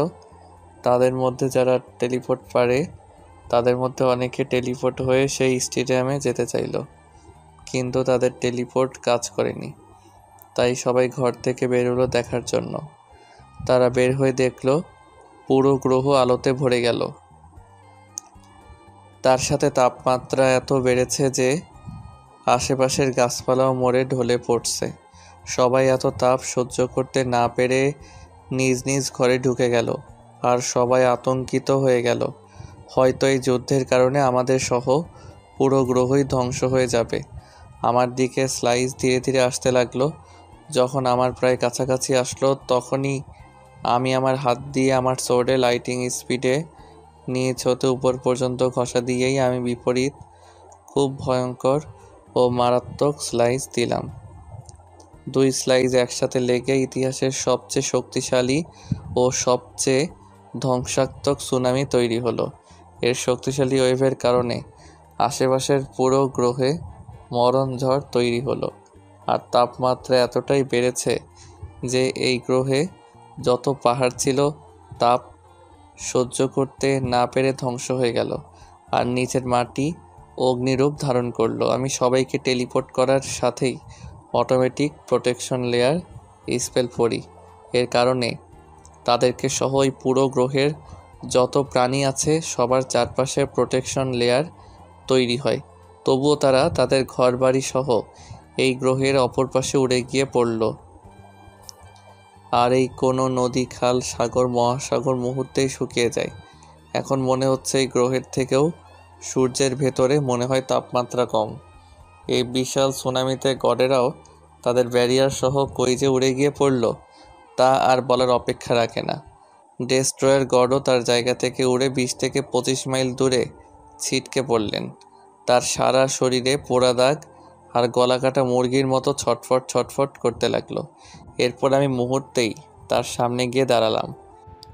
কে তুই? এত ক্ষমতা একজন সাধারণ মনস্টারের কি করে হতে পারে? আপনাকে বেশি শাস্তি দিতে চাইনি, কিন্তু আপনাকে সৃষ্টিকর্তা যে কাজে নিযুক্ত করেছেন সেই কাজ হতে মুখ ফিরিয়ে নিয়েছেন। প্রতিশোধের নেশায় হিতাহিত জ্ঞান হারিয়ে ফেলেছেন, তাই এই ছোট শাস্তি আপনার জন্য। আর আমি কে তা খুব শীঘ্রই জানতে পারবেন। গোল্ডেন রাজ্য শুভর টিম সহ আরও 9টি টিম সেমিফাইনালে জিতেছে। এবার তোমাদের আর বেশি কষ্ট করতে হবে না। ফাইনালে তোমাদের 10 টিমের সাথে একজন ছোট বালকের সাথে ফাইট হবে। তোমরা এক একজন গট লেভেলে পৌঁছে গেছো, তাই তোমাদের কাছে হয়তো ফাইনালটা অনেক ইজি লাগতে পারে। আজকে সবাই বিশ্রাম নাও, আগামীকাল হবে আসল ফাইট। সবাই সেনাপতির সব কথা বুঝলেও আসল ফাইট বলতে কি বোঝানো হয়েছে তা কারোরই মাথায় ঢুকল না। যাই হোক, আজকের জন্য সবাই বিশ্রাম নিতে চলে গেল। এদিকে আমার কথা শুনে ডেস্ট্রয়ার গড রাগে ফেটে পড়ল। তোর এত বড় সাহস, তুই আমাকে এই ডেস্ট্রয়ার গডকে জ্ঞান দিস? আজকে তোকে আর কেউ বাঁচাতে পারবে না। রাগে হুঙ্কার দিয়ে খুবই কঠোরভাবে কথাগুলো বলল। এই কথাগুলো বলেই ডেস্ট্রয়ার গড অদৃশ্য হয়ে গেল। বিভিন্ন জায়গা হতে স্টার স্লাইস অদৃশ্য অবস্থায় দিতে লাগলো, আর আমি খুবই ইজিভাবে সেগুলো এড়িয়ে যাচ্ছি ও ধ্বংস করছি। হঠাৎ ডেস্ট্রয়ার গড অদৃশ্য অবস্থায় থেমে গেল। এরপর 2 হাত 2 দিকে প্রসারিত করলেন। এতে তার 2 সাইডে বেঁচে যাওয়া 40 জন গড দাঁড়ালো, আর অসংখ্য মৃত গডদের সোল 2 দিকে দাঁড়ালো।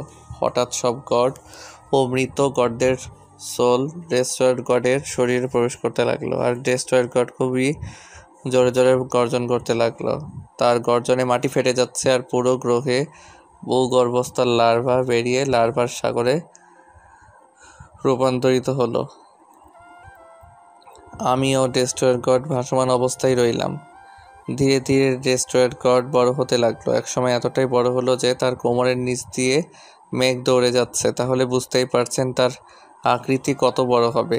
তার সামনে একটি অতিকার বিশাল সূর্য দৃশ্যমান হলো। সেটা ধীরে ধীরে বিশাল বড় এক আগুনের সোডে রূপান্তরিত হলো। তা ধীরে ধীরে ডেস্ট্রয়ার গডের শরীরে প্রবেশ করলো। এতে ডেস্ট্রয়ার গড আরও জোরে হুঙ্কার দিতে লাগলো। এর কিছুক্ষণ পরে সে এতটাই বড় হলো যে তার পায়ের গোড়ালির নিচ দিয়ে মেঘ দৌড়ে যাচ্ছে। কত বড় হয়েছে তা ভাবা যায়। আমি একটা নিষ্পাপ পোলা, আমার উপর এত প্রেশার কেউ দেয়? এরপর ডেস্ট্রয়ার গড তার হাত মুঠো করলেন। তার হাতে সেই সান সোড চলে এলো। সে এক গগন কাঁপানো হুঙ্কার দিয়ে আমার দিকে একটা বিশাল স্লাইস দিল। আমি এটা দেখে আমিও শক্তিশালী একটা স্লাইস দিলাম। আমার স্লাইসটা ধ্বংস করে সেই স্লাইসটা আমার শরীরে লাগলো, আর আমি আলট্রা লাইটিং স্পিডে লার্ভার সাগরে পতিত হলাম।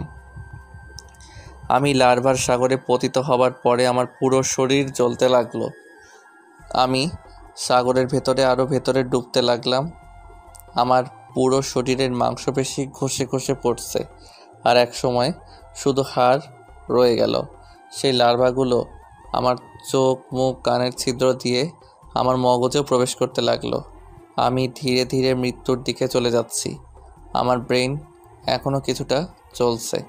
আমি চেয়েছিলাম সব কিছু সুন্দরভাবে পুনরায় সাজাতে, যেখানে থাকবে না কোনো অন্যায়, থাকবে না অত্যাচার, থাকবে না ক্ষমতার দম্ভ, এরকম কিছু একটা সাজাতে। গডদের মধ্যে অহংকার, হিংসা, মিথ্যাচার, ছলচাতুরি দূর করতে। হয়তো তা আর হবার নয়।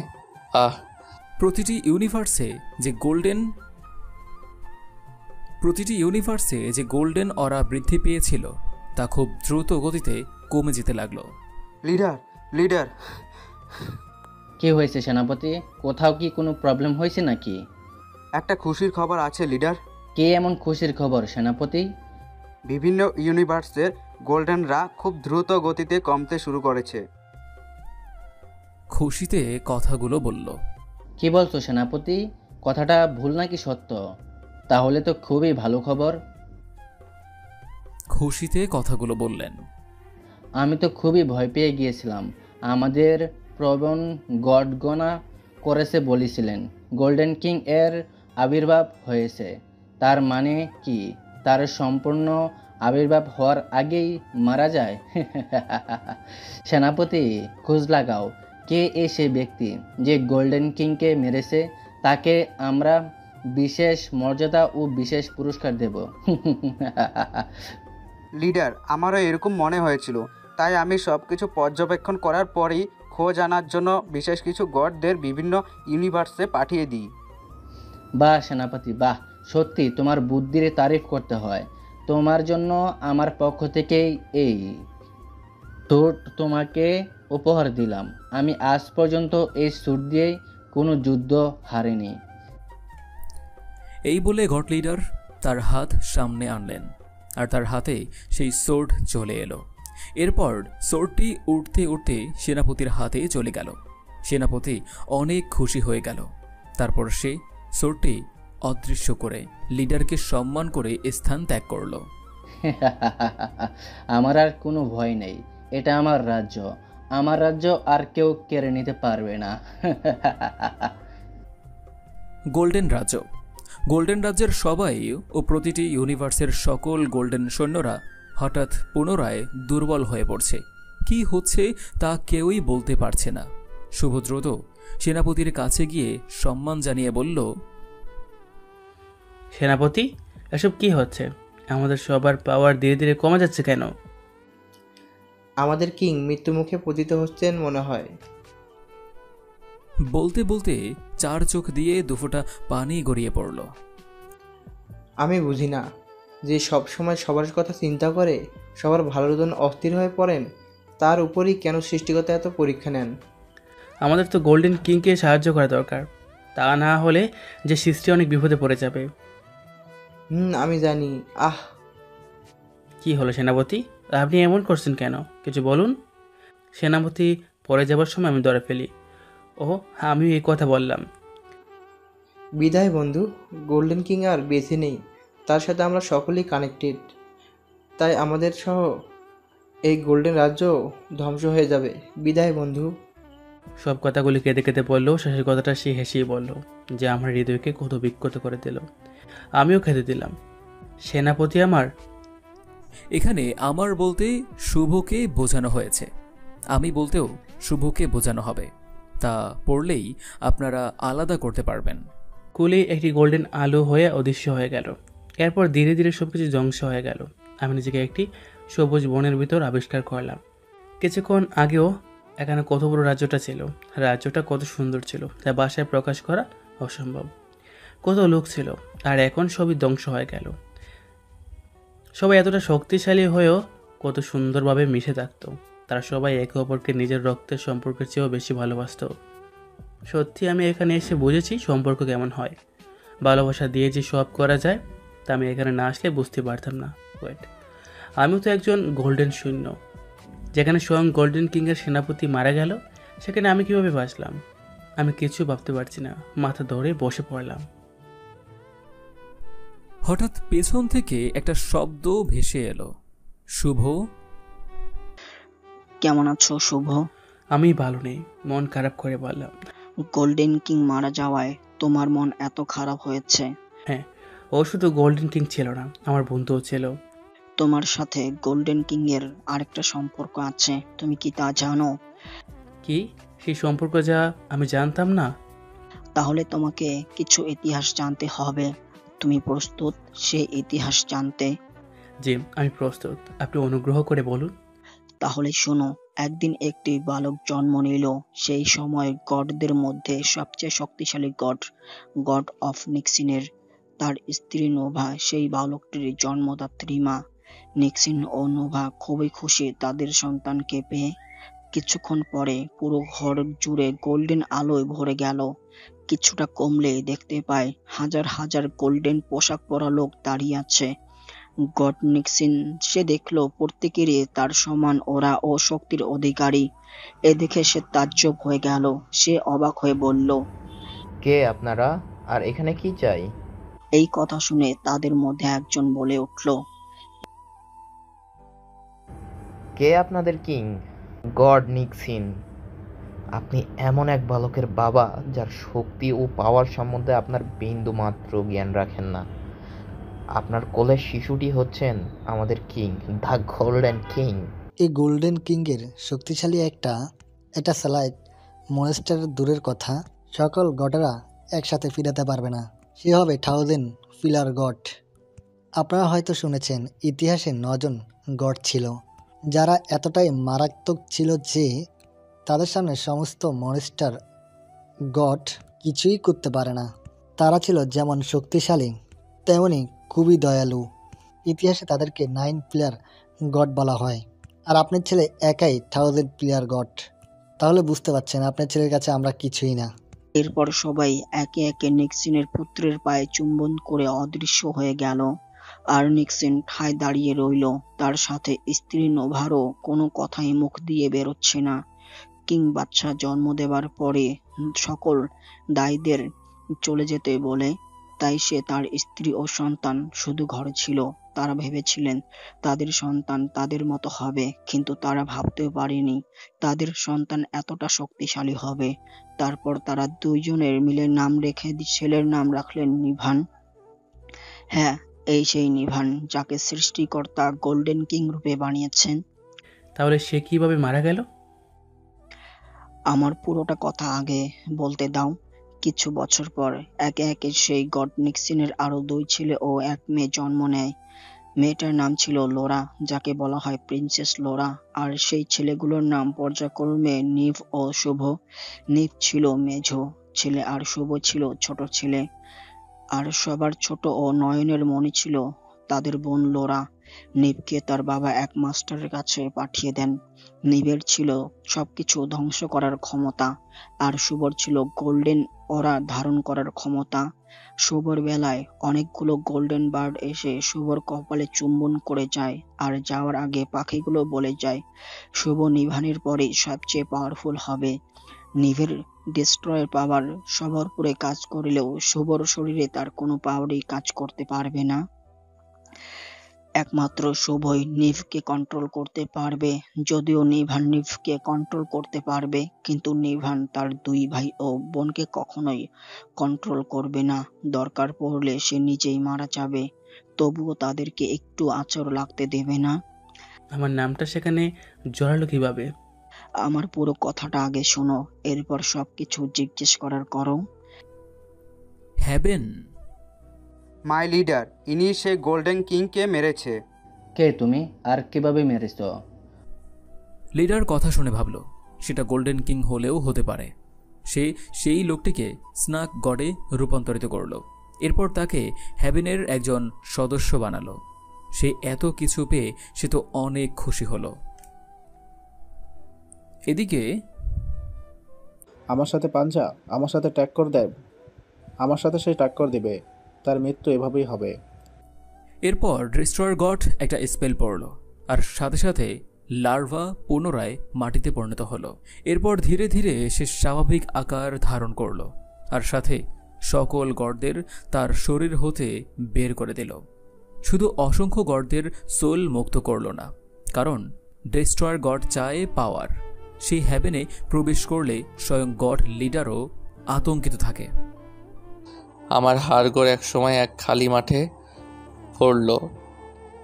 আমার যেহেতু বিন্দুমাত্র বোঝার ক্ষমতা ছিল তা থেকেই বোঝাচ্ছি, কিন্তু আমি বুঝছি না আমি সত্যি মরে গেছি নাকি বেঁচে আছি। এর গোল্ডেন কিং, আপনি মারা যাননি। আপনি আমার রাজ্যে আছেন। আমি আপনাকে এখানে নিয়ে এসেছি। আপনার জন্য এই পুরো ইউনিভার্স অপেক্ষা করছে। আর আপনি এই বিন্দুমাত্র আঘাতে মারা যাবেন তা হয় না। আমি আগে আপনাকে পুনরায় ঠিক করি, পরে বাকিটা বলছি। পর ধীরে ধীরে আবার আমার পুরো হাড়গোড়, মাথা ও মাথার মগজ প্রচণ্ড রকমের জ্বালা করছে। এর চেয়েও মৃত্যু ভালো ছিল। ধীরে ধীরে আমার হাড়ে মাংস তৈরি হতে লাগলো। এরপর তার ভেতর বিভিন্ন শিরা উপশিরা তৈরি হতে লাগলো। এরপর চামড়া হতে লাগলো। আমার ক্ষয়প্রাপ্ত মাথার মগজও ধীরে ধীরে ঠিক হয়ে যাচ্ছে। আমার পুরো শরীর ঠিক হয়ে গেল। আগের চেয়েও 1000 গুণ অধিক শক্তিশালী লাগছে। আমার পুরো শরীরের কালার হচ্ছে ডার্ক গোল্ডেন, মানে গোল্ড, তবে ডার্কের মধ্যে। এর মধ্যে আমার অজানা অনেক স্পেল ও এর ব্যবহার মাথায় চলে এলো। আমি মাথায় হাত দিয়ে দেখে আগের তুলনায় চুলগুলো দারুণ।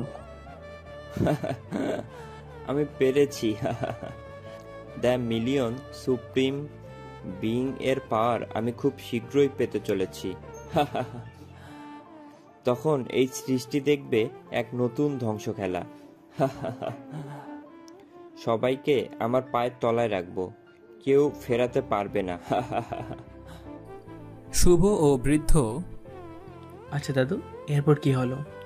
বৎস, তুমি কি আমায় এর আগে কি দেখেছো যে দাদু বলছো? দয়া করে রাগ করবেন না, আপনি তো দাদুর মতোই দেখতে, তাই দাদু বললাম। এরপর কি হলো? আমায় দাদু নয় মাস্টার বলবে, কারণ আমি ছিলাম গোল্ডেন কিং এর মাস্টার। আমার নাম মাস্টার লি। বুক ফুলিয়ে কথাগুলো বললেন। আপনার যে অবস্থা, আপনি তো ঠিকমতো দাঁড়াতেই পারছেন না, তাইলে আপনি কিভাবে গোল্ডেন কিং এর মাস্টার ছিলেন আর এখন আমারও মাস্টার হবেন?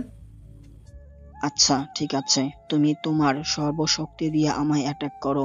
চান্স একবারই। যদি তুমি আমায় বৃদ্ধ বলে করুণা করে কম পাওয়ার দিয়ে অ্যাটাক করো, তাহলে এর ফল কি হবে তা তুমি জানো না। লাঠিটা 2 হাতে আঁকড়ে ধরে খুবই কষ্টে দাঁড়িয়ে আছে। বৃদ্ধ লোকটার দম আছে বলতে হবে, ঠিকমতো দাঁড়াতে পারছে না, আবার বলে আমি যেন আমার সব পাওয়ার দিয়ে তাকে অ্যাটাক করি। তার বর্তমানের অবস্থা থেকে তাকে পরাজিত করতে আমার বিন্দুমাত্র পাওয়ারই যথেষ্ট। মনে মনে কথাগুলি বললাম। ওদিকে বৃদ্ধ লোকটি আমার মাইন্ড রিড করে মনে মনে হাসতে লাগলো। এরপর আমি সেই বৃদ্ধ লোকটার দিকে আমার হাত তাক করে the fire box blast spell পড়লাম। পড়ার সাথে সাথে বৃদ্ধের চতুর্দিকে একটি আগুনের বক্স তৈরি হলো। এরপর সম্পূর্ণরূপে আগুনে বৃদ্ধ ডেকে গেল। আমি দেখলাম যুদ্ধ ওই একইভাবে দাঁড়িয়ে আছে। আস্তে আস্তে আগুনের কারণে বৃদ্ধকে আর দেখতে পেলাম না। এদিকে আমিও অনেক চিন্তায় পড়ে গেলাম। আমি নর্মাল স্পেলের জায়গায় মিডিয়াম লেভেলের স্পেল পড়ে ফেলেছি। এখন বৃদ্ধ লোকটির কী হবে? কিন্তু আমার হটকারিতার জন্য নিষ্পাপ বৃদ্ধ লোকটির প্রাণটাই হতে যাবে, আর আমি এমন কারোর সাথে করব না। আমি এদিকে চিন্তা করছি, ওদিকে বিশাল এক বিস্ফোরণ ঘটল। শব্দ শুনে আমি সামনে তাকালাম। হয়তো বৃদ্ধ লোকটির চিহ্নও পাওয়া যাবে না। দোয়া পরিষ্কার হতে দেখলাম। হঠাৎ আমার এই পরিবর্তন দেখে আমি নিজে অবাক হয়ে সামনের লোকটার দিকে তাকিয়ে রইলাম। গোল্ডেন কিং, আমি হচ্ছি the supreme pillar of drug god. আপনি তো জানেনই একজন supreme pillar of the drug গডের পাওয়ার কেমন হতে পারে। আমি আপনার শরীরে গোল্ডেন কোরের পাশাপাশি সুপ্রিম ড্রাগ গডের কোডও তৈরি করেছি। এখন আপনি আগের তুলনায় দ্বিগুণ ক্ষমতার অধিকারী হয়েছেন। আপনি এখানে বসে সমস্ত ডার্ক পাওয়ার ও গোল্ডেন পাওয়ার একসাথে করার জন্য মেডিটেশন করুন। আপনার এই কাজ সম্পূর্ণ হওয়ার আগ পর্যন্ত চোখ খুলবেন না। লোকটি মানে সুপ্রিম ফিলার অফ ডার্ক গডের কথা মতো আমি বসে দণ্ডমগ্ন হয়ে রইলাম। এভাবে কতদিন রইলাম তা বলতে পারবো না। আমি কিছুতেই এক করতে পারছি না দুটোকে। যখনই এক করব তখনই তারা যুদ্ধে জড়িয়ে পড়ে। হচ্ছেই না। এদিকে আমার রাগ আরও বেড়ে যেতে লাগলো। 2 শক্তি একসাথে না করতে পারলে আমি 2 শক্তি একসাথে ব্যবহার করতে পারবো না। তাই আমি আরও বেশি চাপ প্রয়োগ করলাম। হ্যাবেন: রাজগুরু, এই অসময়ে এখানে কোনো গুরুত্বপূর্ণ কিছু পেয়েছেন নাকি? মাই লিডার, আমার গণনা বলছে সুপ্রিম বিইংরা জেগে উঠেছে। তাহলে তো ভালোই। তাদের হাতে বিভিন্ন ইউনিভার্সেস শান্তি প্রতিষ্ঠা করা যাবে। খুশি খুশি ভাব এনে বললেন। না, এবার হবে উল্টো। মানে কি রাজগুরু, বুঝিয়ে বলুন। মিলিয়নের বেশি সুপ্রিম বিয়ন্ডের সোল জীবিত হয়ে যাচ্ছে। এগুলো একজন কন্ট্রোল করছে। কে সে? লুসিফার, যে আজ হতে লাখো কোটি বছর আগে থেকেই সে চেষ্টা করে যাচ্ছে সকল সুপ্রিম বিইংদের শক্তি নিজের মধ্যে নেওয়ার। কিছুদিন আগে তার সেই চেষ্টা সফল হয়। তার রূপ সে বিভিন্ন ইউনিভার্সে ছড়িয়ে দিয়েছিল। প্রতিটি রূপই এখন মেডিটেশনে বসা অবস্থায় আছে। এক একটা করে সুপ্রিম বিইং সোল তাদের ভেতরে প্রবেশ করছে। তাদের এই মেডিসনের ভাঙতে কেবল গোল্ডেন কিং পারতেন। সে তো আর নেই। এখন আমরা কি করব লিডার? গোটা বিশ্বজগৎ যে আজ ধ্বংসের মুখে। ঠিক বলেছ রাজগুরু। গোল্ডেন কিংকে যদি আমরা সাহায্য করতাম তাহলে এর একটা সমাধান হতো। আমি কোনোভাবে পারছি না গোল্ডেন ও ডার্ক পাওয়ারকে একত্রিত করতে। আমি এখনও জানি না এখনও পারবো কি না, তারপরে ট্রাই করে যাচ্ছি। আরও 2 মাস পরে আজ আমি পেরেছি আমার ডার্ক পাওয়ার ও গোল্ডেন পাওয়ার একত্রিত করতে। আমার এই 2 পাওয়ার মিলে তৈরি হলো গোল্ডেন ডার্ক। আজ হতে আমার নতুন অধ্যায় শুরু হবে। ব্যাপারটা খুব ভালোই। আগে ছিলাম গোল্ডেন কিং আর এখন আমি হলাম গোল্ডেন ডার্ক কিং। আজ হতে আমার মাস্টার আরেকজন বৃদ্ধি পেয়েছে। একজন ছিলেন the supreme pillar of golden god Li, আর এখন হচ্ছেন supreme pillar of dark god. আমি হয়তো অনেক পাওয়ারফুল, কিন্তু এই 2 মাস্টারের পাওয়ারের কাছে আমার পাওয়ার কিছুই না। হাজার হাজার শুকরিয়া আমার সৃষ্টিকর্তার প্রতি। তিনি অনেকের ওসিলায় ধীরে ধীরে আমায় প্রস্তুত করেছেন এক মহাযুদ্ধের। আমি আজকে চোখ খুলে আমার ডান হাত সামনে বাড়ালাম। আমার ডান হাত হতে ডার্ক ও গোল্ডেন পাওয়ার একত্রে বেরিয়ে সামনের এক বস্তুকে আঘাত করলো। আমার পাওয়ার স্পর্শের সাথে সাথে সেটা পুরো ধ্বংসস্তূপে পরিণত হলো। আমি নিজেই অবাক হলাম আমার পাওয়ার দেখে। তখনই পুরো এলাকা অন্ধকার হয়ে গেল। অন্ধকার কাটতে দেখলাম আমার সামনে দাঁড়িয়ে আছেন supreme pillar of dark god. আমি সাথে সাথে বুকে হাত দিয়ে মাথা সামান্য ঝুঁকে তাকে সম্মান জানালাম। তুমি খুবই বুদ্ধিমান। আমায় খুব সহজেই তোমার মাস্টার বানিয়েছ বর্ষ। এখন তোমাকে আমার master the ultimate supreme being pillar of million god তার কাছে নিয়ে যাব। সৃষ্টি আর মাত্র কয়েক বছর পরেই দেখতে পারবে এক বিশাল ধ্বংস। লুসিফার ধীরে ধীরে এক বিশাল শক্তিশালী হচ্ছে। তার লক্ষ্য আমার মাস্টারের মতো শক্তিশালী হওয়ার। আর সে ধীরে ধীরে তার সমান বা তার থেকে আরও বেশি পাওয়ারফুল হবে। আমার মাস্টার ও আমরা সবাই মিলে লুসিফারকে হারাতে পারতাম, কিন্তু সেটা আর সম্ভব নয়। আমার মাস্টারের আয়ুকাল আর বেশি দিন নেই। কয়েক বছরের মধ্যেই তিনি মারা যাবেন। এর আগে যদি মাস্টারের সমান শক্তিশালী কাউকে না পাওয়া যায়, তাহলে যত ইউনিভার্স আছে, যত মাল্টি ইউনিভার্স আছে, যত গ্যালাক্সি আছে, সকল জায়গায় যত মাস্টার ও গডেরা মিলেও লুসিফারকে থামাতে পারবে না।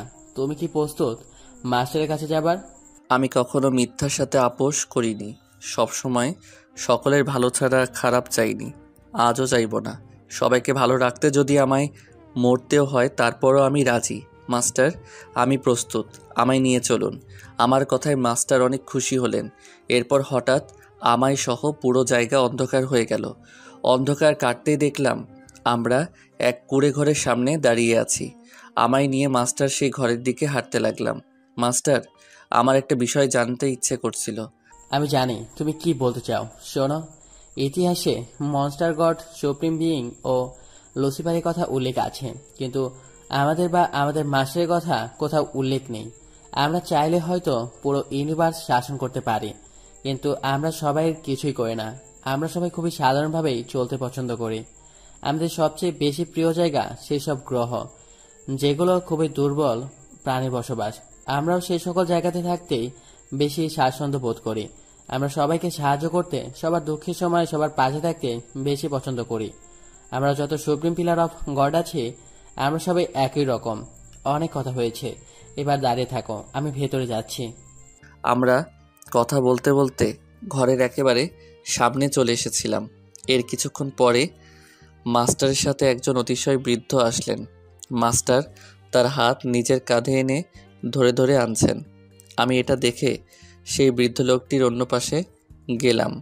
আমিও তার অন্য হাত আমার কাঁধে রাখার জন্য উঠাতে চাইলাম, কিন্তু তার হাত এত ভারী যে উঠাতেই পারছি না। এরপর আমার সর্বশক্তি প্রয়োগ করলাম। তবুও হচ্ছে না, আর আমিও নাছর বান্দা, উঠাবই। আমার এই কাণ্ড কারখানা। আমার মাস্টারও সেই বৃদ্ধ লোকটি দেখতে লাগলো। অনেকক্ষণ ট্রাই করে আমি ক্লান্ত হয়ে গেলাম। আমি গোল্ডেন কিং নিভান, আর এখন আপনার ছাত্র হতে এসেছি। দয়া করে আমায় ফিরাবেন না। বৃদ্ধ মাস্টার আমার মাস্টারের দিকে তাকিয়ে বললেন, দয়া করে আমায় ফিরাবেন না। আপনি তো জানেন লুসিফার এই পুরো সৃষ্টি জগৎ ধ্বংস করার জন্য প্রস্তুত হচ্ছে। দয়া করে আমায় শিক্ষা দিন। আমি এখানে বৃদ্ধ মাস্টারকে মাস্টার 1 ও the supreme pillar of dark god মাস্টারকে মাস্টার 2 বলবো বোঝার জন্য। হ্যাবেন সেনাপতি রক্তাক্ত অবস্থায় খোঁড়াতে খোঁড়াতে রাজসভায় উপস্থিত হলেন। কি হয়েছে সেনাপতি?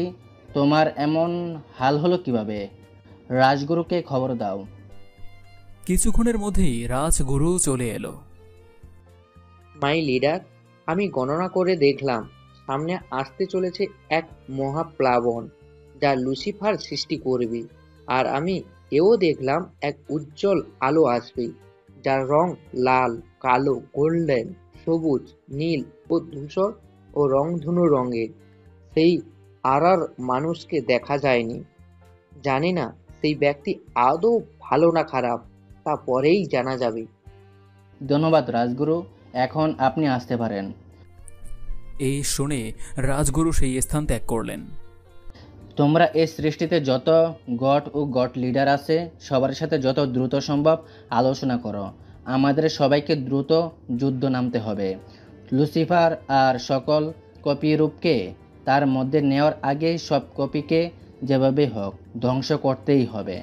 তা না হলে এই সৃষ্টিকে বাঁচানো সম্ভব নয়। 3 মাস আগের সেই শুভ ও সেই বৃদ্ধর কাহিনী।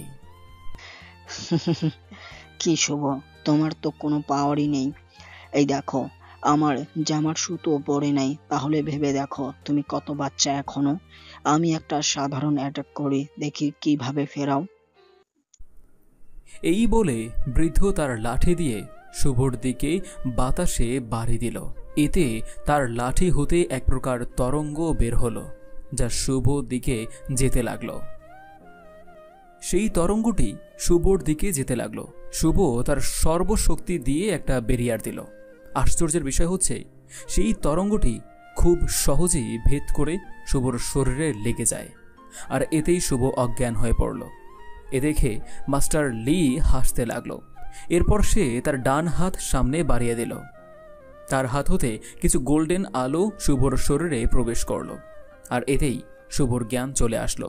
আর চোখের পলকেই শুভ হিল হয়ে গেল। শুভর জ্ঞান ফিরতেই চিৎকার দিয়ে দূরে চলে গেল। কি আপনি আমায় মারবেন না প্লিজ? আমি এখনো বিয়ে করিনি। বৎস, তুমি হলে আমার শিষ্য, তোমাকে আমি কিভাবে মারতে পারি বলো তো? আমি কি মাস্টার হিসাবে গ্রহণ করবে নাকি ফিরিয়ে দেবে? আগে আপনার সম্পূর্ণ ওরা দেখান, তারপর ভেবে দেখবো। বৎস, আমি কে তা তুমি আমার সাধারণ একটা অ্যাটাকে বুঝতে পেরেছ। আমি যদি আরেকটু শক্তিশালী অ্যাটাক করতাম তাহলে তোমার কোনো চিহ্নই থাকতো না। আর বৎস, আমার ওরা দেখার মতো শক্তিশালী তুমি হও নাই, আগে হয়ে নাও। তাইলে আর কি করার, আমি আপনাকে মাস্টার হিসেবে মেনে নিলাম। বর্তমানে আমি ট্রাই করেই যাচ্ছি, কিন্তু কিছুতেই সেই গ্লাসটি ভাঙা তো দূরের কথা, সামান্য নাড়াতেই পারছি না। এভাবে কেটে গেল 7 দিন। আজকে প্রতিজ্ঞা করলাম, হয় এই গ্লাসকে ভাঙবো আর না হয় মরবো। আমি আমার 2 পাওয়ার একসাথে উপরে ছুঁড়ে দিলাম। এরপর আমার সোল পাওয়ার আমার ছুঁড়ে মারা পাওয়ারের দিকে ছুঁড়ে মারলাম। এতগুলো পাওয়ার যাবার ফলে আমি অজ্ঞান হয়ে গেলাম। আমার এই সর্বশেষ পাওয়ারফুল অ্যাটাক যদি ব্যর্থ হয় তাহলে আমি আর বেঁচে উঠব না। আমার সেই পাওয়ারফুল অ্যাটাকটা আকাশে ঘুরতে লাগলো। এই ইউনিভার্স সহ আশেপাশে সব ইউনিভার্সের আনাচে কানাচে গোল্ডেন ও ডার্ক পাওয়ার আছে, সব কিছু আমার সোল পাওয়ারের ভেতরে দিচ্ছে। আমার এই পাওয়ারটা এতটাই মারাত্মক যে লুসিফারের যতগুলো কপি মানে রূপ আছে সবার ভেতরে যত ডার্ক পাওয়ার আছে সবগুলো চুম্বকের মতো টেনে টেনে বের করে নিয়ে যাচ্ছে। এইভাবে চলতে থাকলে লুসিফারের কপিদের আর ডার্ক পাওয়ার থাকবে না। তাই মুহূর্তেই সকল কপি টেলিপোর্ট করে লুসিফারের দেহে প্রবেশ করতে লাগলো। হঠাৎ করে লুসিফারের এত পাওয়ার একসাথে লুসিফারের দেহে প্রবেশ করার জন্য লুসিফার সহ্য করতে না পেরে গড়াগড়ি খাচ্ছে আর চিৎকার করছে। কিছুক্ষণ পরে লুসিফার সম্পূর্ণ ধোঁয়া হয়ে হাওয়ায় মিলিয়ে গেল। লুসিফারের আশেপাশে যারা ছিল তারা সবাই অবাক হয়ে তাকিয়ে রইল। কি হইল তারা এর কিছুই জানে না। একসময় সকল পাওয়ার আমার সোলের ভেতর প্রবেশ করানোর পরে সোলও আমার পাওয়ার একত্রে মিলিত হয়ে এক বিশাল শক্তিশালী পাওয়ারফুল হয়ে সেই গ্লাসটিকে আঘাত করে। এর ফলে গ্লাসটির মাঝ বরাবর ফাটল ধরে দুই দিকে পড়ে যায়। এরপর আমার সোল ও আমার পাওয়ার একত্রে মিলিত হয়ে আমার শরীরে প্রবেশ করলো। আমার যখন জ্ঞান ফিরল আমি দেখলাম আমি একটা কুঁড়ে ঘরে শুয়ে আছি। আমার পাশে বসা আমার দুইজন মাস্টার। মাস্টার, আমি চলে যাই। আপনার শিষ্য এবার আপনি বুঝে নেন কিভাবে তাকে শেখাবেন। গোল্ডেন কিং, আমি চাই তুমি বেঁচে থাকলে আবার দেখা হবে। এই কথাটা শুনে আমার আত্মা তো যায় যায় অবস্থা। আমি বেঁচে থাকলে মানে এই বুড়োটা কি আমায় মেরে ফেলবে নাকি? এসব আমি মনে মনে ভাবছি। আমার দুই মাস্টার আমার মাইন্ড রিড করে মুচকে মুচকে হাসতে লাগলো। আচ্ছা, 10 বছর পর। প্রিয় বৎস, তোমার শিক্ষা সমাপ্ত হয়েছে। তোমাকে যা শিক্ষা দিলাম তা ভালো কাজে লাগাবে বলে আমি বিশ্বাস করি। মাস্টার, আমায় দোয়া করুন যাতে আমি সর্বদাই সৎ পথে থাকতে পারি। যাও বৎস, প্রস্তুতি গ্রহণ করো এক মহাযুদ্ধের। তোমার দুই ভাই খুব শীঘ্রই চলে আসবে। আচ্ছা মাস্টার, আমি এখন বেরিয়ে পড়ছি। গোল্ডেন কিং ও তার বর্তমান মাস্টার। আমি যা জানি তা খুবই অল্প সময়ের মধ্যে শিখে গেছো। তোমার সাথে আমি ফাইনাল ফাইট করতে চাই। যদি জিতে যাও তবে বুঝবো আমার শিক্ষা কাজে লেগেছে। মাস্টার। এরপর মাস্টার আল্ট্রা লেজেন্ডার মাল্টিপল এক্সট্রিম ওয়েপনকে ডাক দিলেন। হাতে বিশাল শক্তিশালী একটি লাঠি চলে এলো। লাঠিটা বিভিন্ন রঙে রাঙানো, মনে হচ্ছে যেন রঙের সমুদ্র এই লাঠিটা। আমি মুগ্ধ হয়ে তাকিয়ে রইলাম। এর কিছুক্ষণ পরে মাস্টারের কথায় আমার ধ্যান ভেঙে যায়। নিবান, তুমি যদি আমায় হারাতে পারো তাহলে তোমায় একটা উপহার দেব যা তোমার যুদ্ধে মাত্রাধিক সাহায্য করবে। আপনার যা ইচ্ছে মাস্টার। তুমি তোমার সর্বোচ্চ ক্ষমতা ব্যবহার করে আমায় আঘাত করো। আমি এই কথা শুনে আমি দুই হাত দুই দিকে দিয়ে ইতিহাসের সবচেয়ে শক্তিশালী ও মারাত্মক দুইটি সোর্ডকে আহ্বান করলাম। এই সোর্ড দুটিকে 30,000 বছর আগে নিজের আয়ত্তে আনতে তার হাজার হাজার বছর লেগেছে। এতদিন আহ্বানে এই সোর্ড তার হাতে আসেনি। আজকে কেন জানি মনে হচ্ছে আসবে, তাই আহ্বান করলাম। অনেকক্ষণ কেটে গেল, সোর্ডের কোনো নামগন্ধ নাই। মাস্টার আমার এই অবস্থা দেখে হাসতে লাগলো। আমি এটা দেখে রাগে থরথর করে কাঁপতে লাগলাম। আমার সোর্ড আমার ডাকে আসছে না। এটা আমার জন্য অনেক অপমানজনক। এর মধ্যে মাস্টারও হাসছে, যা আমি মেনে নিতে পারছি না। আমি আমার আসল ফর্ম নিলাম। আগের তুলনায় এখন অনেক গুণ বেশি গোল্ডেন ও ডার্ক ওরা বেরোতে লাগলো। এবার আমি রাগে গর্জন করতে করতে আহ্বান করলাম।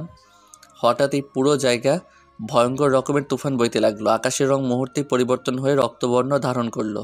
জয় লুসিফারের জয়।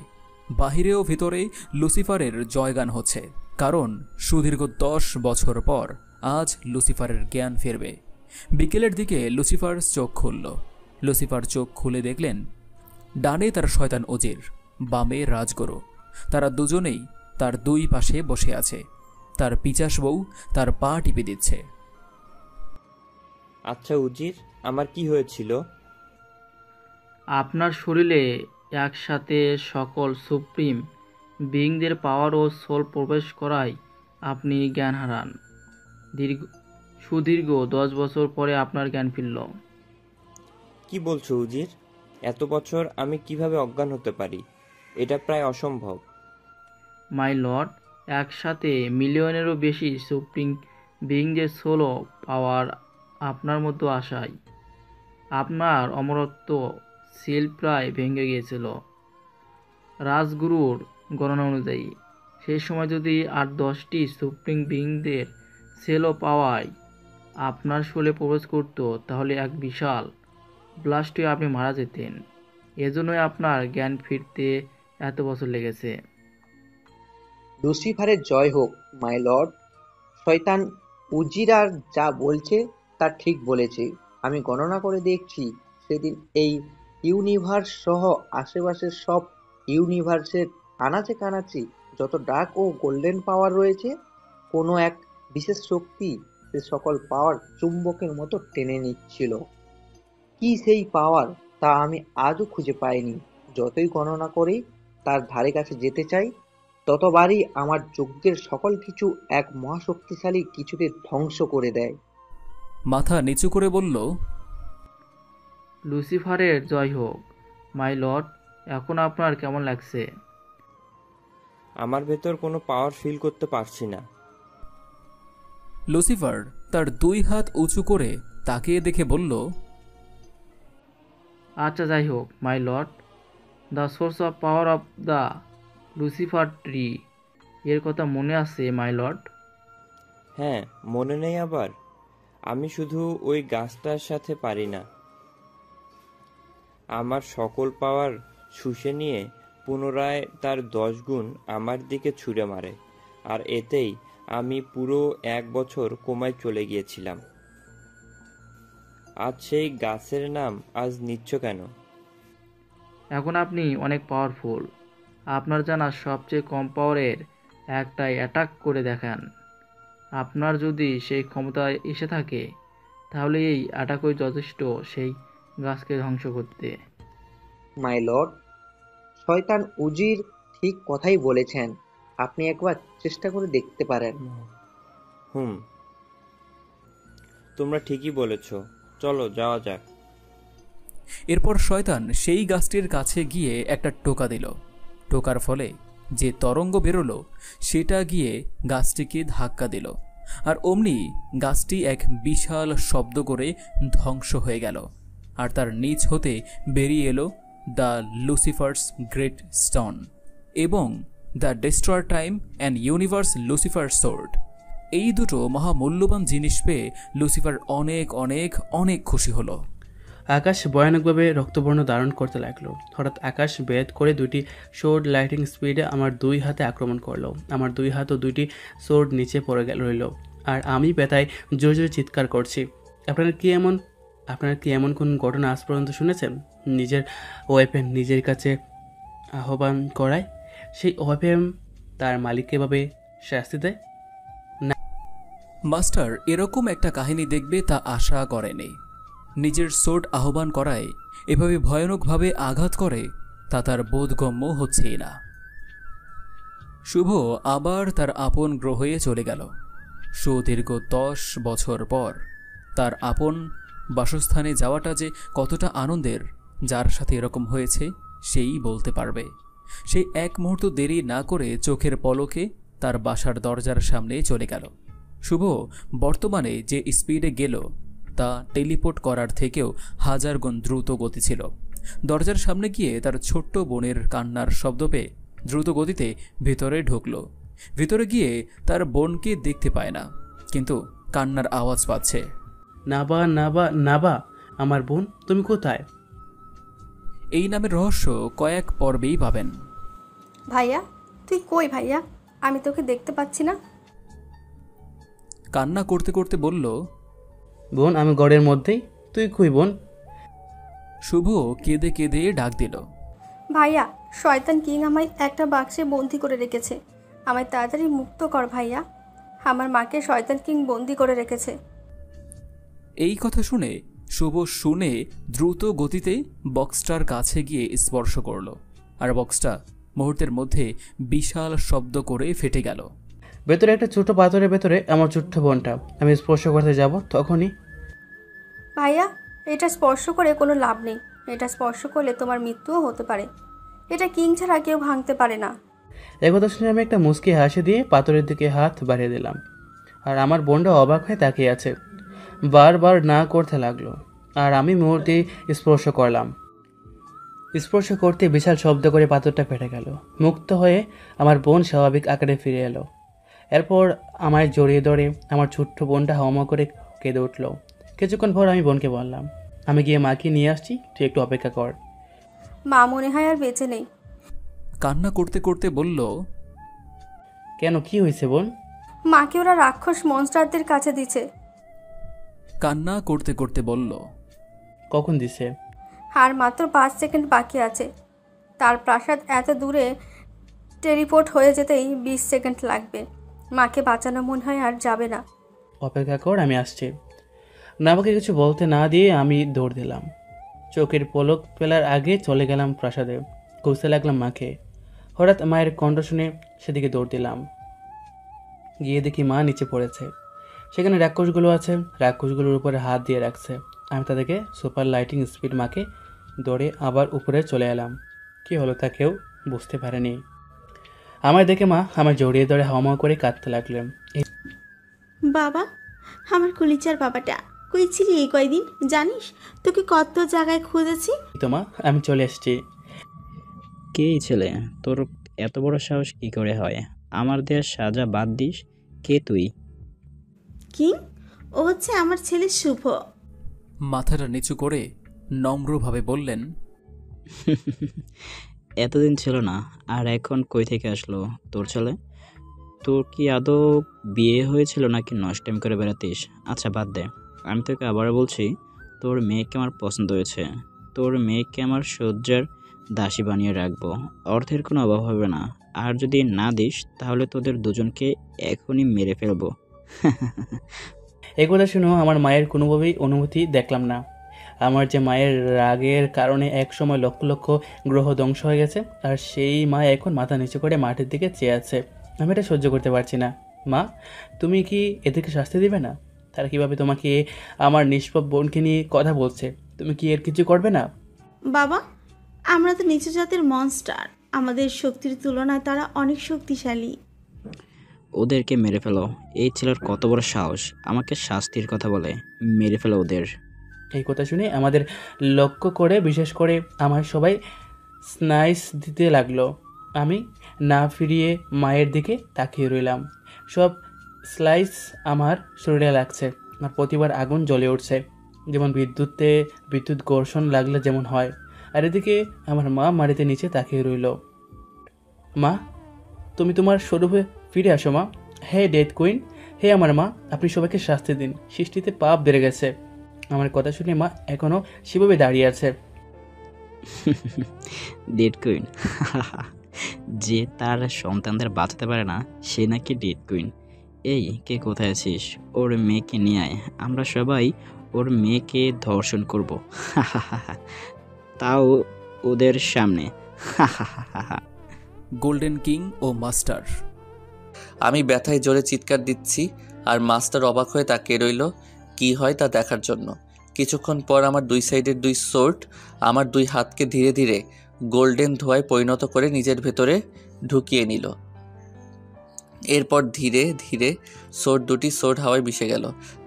Weapon connect. বাহ, ভালোই। ধীরে ধীরে পুনরায় আমার দুই হাত গজিয়ে উঠল।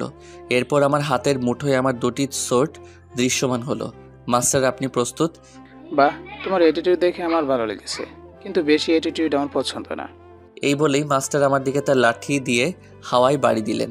তার লাঠির আঘাতে যে তরঙ্গ বের হয়েছে তা আমার দিকে ধেয়ে আসছে। আমি আমার দুইটি সোর্ড একসাথে করলাম। এর ফলে এক বিশাল বিস্ফোরণ ঘটল। এই বিস্ফোরণের কারণে আশেপাশের সকল নক্ষত্র, গ্রহ, উপগ্রহ সব কিছু মুহূর্তেই ধ্বংস হয়ে গেল। এই বিস্ফোরণ এতটাই মারাত্মক ছিল যে মাস্টারের আঘাত করা তরঙ্গে আঘাত করে, ফলে দুই তরঙ্গ এক বিশাল শক্তিশালী ব্লাস্ট হলো। এই বিস্ফোরণের প্রভাবে আমি কয়েক হাজার কিলোমিটার দূরে গিয়ে পড়লাম। আমি উঠে দেখলাম মাস্টার সে আগের জায়গায় দিব্যি দাঁড়িয়ে আছে। আমি এটা দেখে অনেক বেশি অবাক হলাম। একজন লোকের ঠিক কতটা শক্তি হলে এরকম পরিস্থিতিতে ঠিক আগের মতো দাঁড়িয়ে থাকতে পারে? আমি আর ভাবলাম না, আমি উঠে দাঁড়ালাম। এরপর আমার শরীরের সকল শক্তি দিয়ে একটা স্লাইস দিলাম। আমার স্লাইসটা এতটাই ধ্বংসাত্মক যে পুরো মহাশূন্যে বিশাল বিশাল সুপারনোভা বিস্ফোরণ হতে লাগলো। তারায় তারায় ঘর্ষণ লেগে সব ধ্বংস হতে লাগলো। মাস্টার তার লাঠি সরিয়ে একটা ঘুষি মারলেন।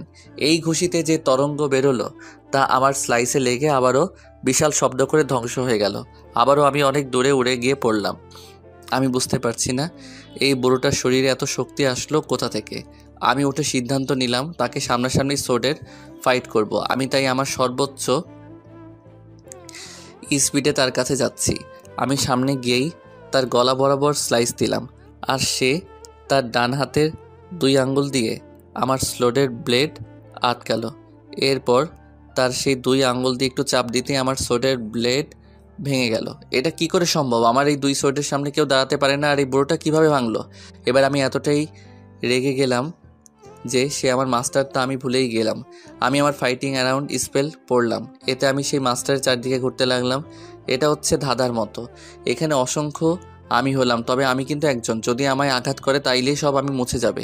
এরপর চারদিক হতেই মাস্টার স্লাইস দিতে লাগলাম। প্রস্তুত হও সৃষ্টি জগৎ ধ্বংস হবার জন্য। নিশ্চয়ই। তোমরা সকল ইউনিভার্স ও সকল গ্যালাক্সিতে চলে যাও। আমরা আর 2 দিন পর একসাথে আক্রমণ করব। 2 দিন পরে আসছে শয়তানি রাত, যা কোটি কোটি বছর পরও একবার আসে। সেই রাতে আমরা শয়তানেরা অনেক শক্তি পাব। সেই রাতে সকল শয়তানের শয়তানি যজ্ঞ করবে। সেই রাতে সকল শয়তানের শয়তানি যজ্ঞ করবে। এর পরের দিনই এই সৃষ্টির বিনাশ। এই কথা শুনে সেনাপতি সকল শয়তানদের নিয়ে চলে গেল বিভিন্ন ইউনিভার্সে ও গ্যালাক্সিতে। আমি তোমাকে এতবার যেহেতু বলার পরও তুমি তোমার স্বরূপে এসে পাপীদের সাজাতে চাও না, তাহলে তাই হোক। এই কথা শুনে শুভর মা শুভর দিকে তাকিয়ে আবারও মাটির দিকে তাকিয়ে রইল। আজকে আমার জীবন ডেথ কুইন তোমার নামে উৎসর্গ করলাম। আমি তোমায় আমার এই জীবন দিয়ে আহ্বান করছি, ডেথ কুইন। শুভ তার সোর্ড দিয়ে এক কোপে নিজের মাথা আলাদা করে ফেলল।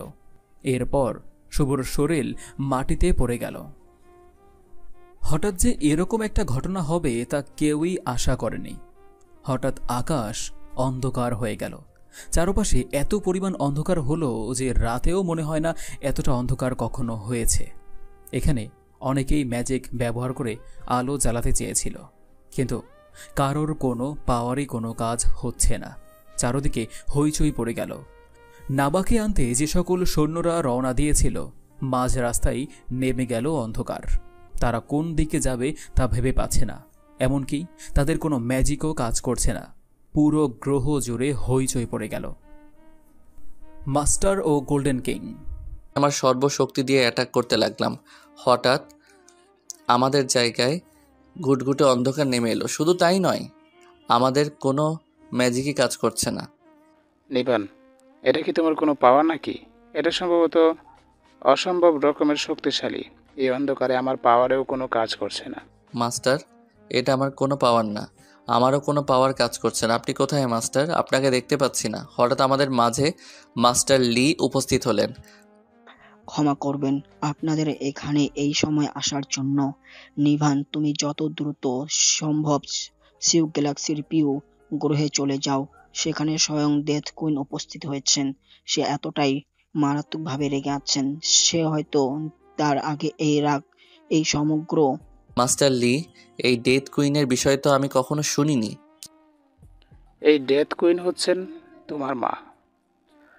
আমি তো এর কিছুই জানতাম না। হ্যাঁ নিভান, আর দেরি করো না। তোমার মাকে দ্রুত শান্ত করো। যাও, সেখানে তোমার মাকে পুনরায় নিজের রূপে আনানোর জন্য তোমার ছোট ভাই শুভ নিজেকে বলিদান করেছে। কি বলছেন এসব? দ্রুত যাও নিভান। এরপর আমি এক্সট্রিম লাইটিং সুপার টেলিপোর্টেশন স্পিডে উড়ে যেতে লাগলাম। আমার উড়ার পথে যেটাই ধাক্কা লাগছে, মুহূর্তেই সব ধ্বংস হয়ে যাচ্ছে। ডেস্ট্রয়ার গড, কি হচ্ছে এইসব? আমার প্রাসাদের সকল আলো নিভে গেল কেন? আর আমি কোনো ম্যাজিক পাওয়ার ইউজ করতে পারছি না কেন? এমন সময় মাস্টার লি উপস্থিত হলো। ডেস্ট্রয় গড নিভ, দ্রুত সিউ গ্যালাক্সির পিউ গ্রহে চলে যাও। সেখানে স্বয়ং ডেথ কুইন এসেছেন। আর হ্যাঁ, ডেথ কুইন হচ্ছেন তোমার মা। কি বলছেন এইসব? ডেড কুইন কিভাবে আমার হতে পারে? আর আপনি কে? আমি হচ্ছে তোমার বড় ভাই গোল্ডেন কিং এর মাস্টার লি। বেয়াদবি ক্ষমা করবেন, আমি বুঝতে পারিনি। তুমি দ্রুত যাও। তোমার মা মানে ডেথ কুইন প্রচন্ড রেগে আছেন। তোমার ছোট ভাই শুভ নিজেকে বলি দিয়ে তাকে আহ্বান করায় তিনি প্রচুর পরিমাণে রেগে আছেন। এখন তাকে শান্ত না করলে হয়তো সৃষ্টি জগৎ পুরোই ধ্বংস হয়ে যাবে। আর হ্যাঁ, সেখানে তোমার ভাই গোল্ডেন কিং রয়েছেন। এরপর তারা দুই ভাই প্রচণ্ড গতিতে উড়ে যেতে লাগলো। কি হতে যাচ্ছে পরবর্তী সিজনে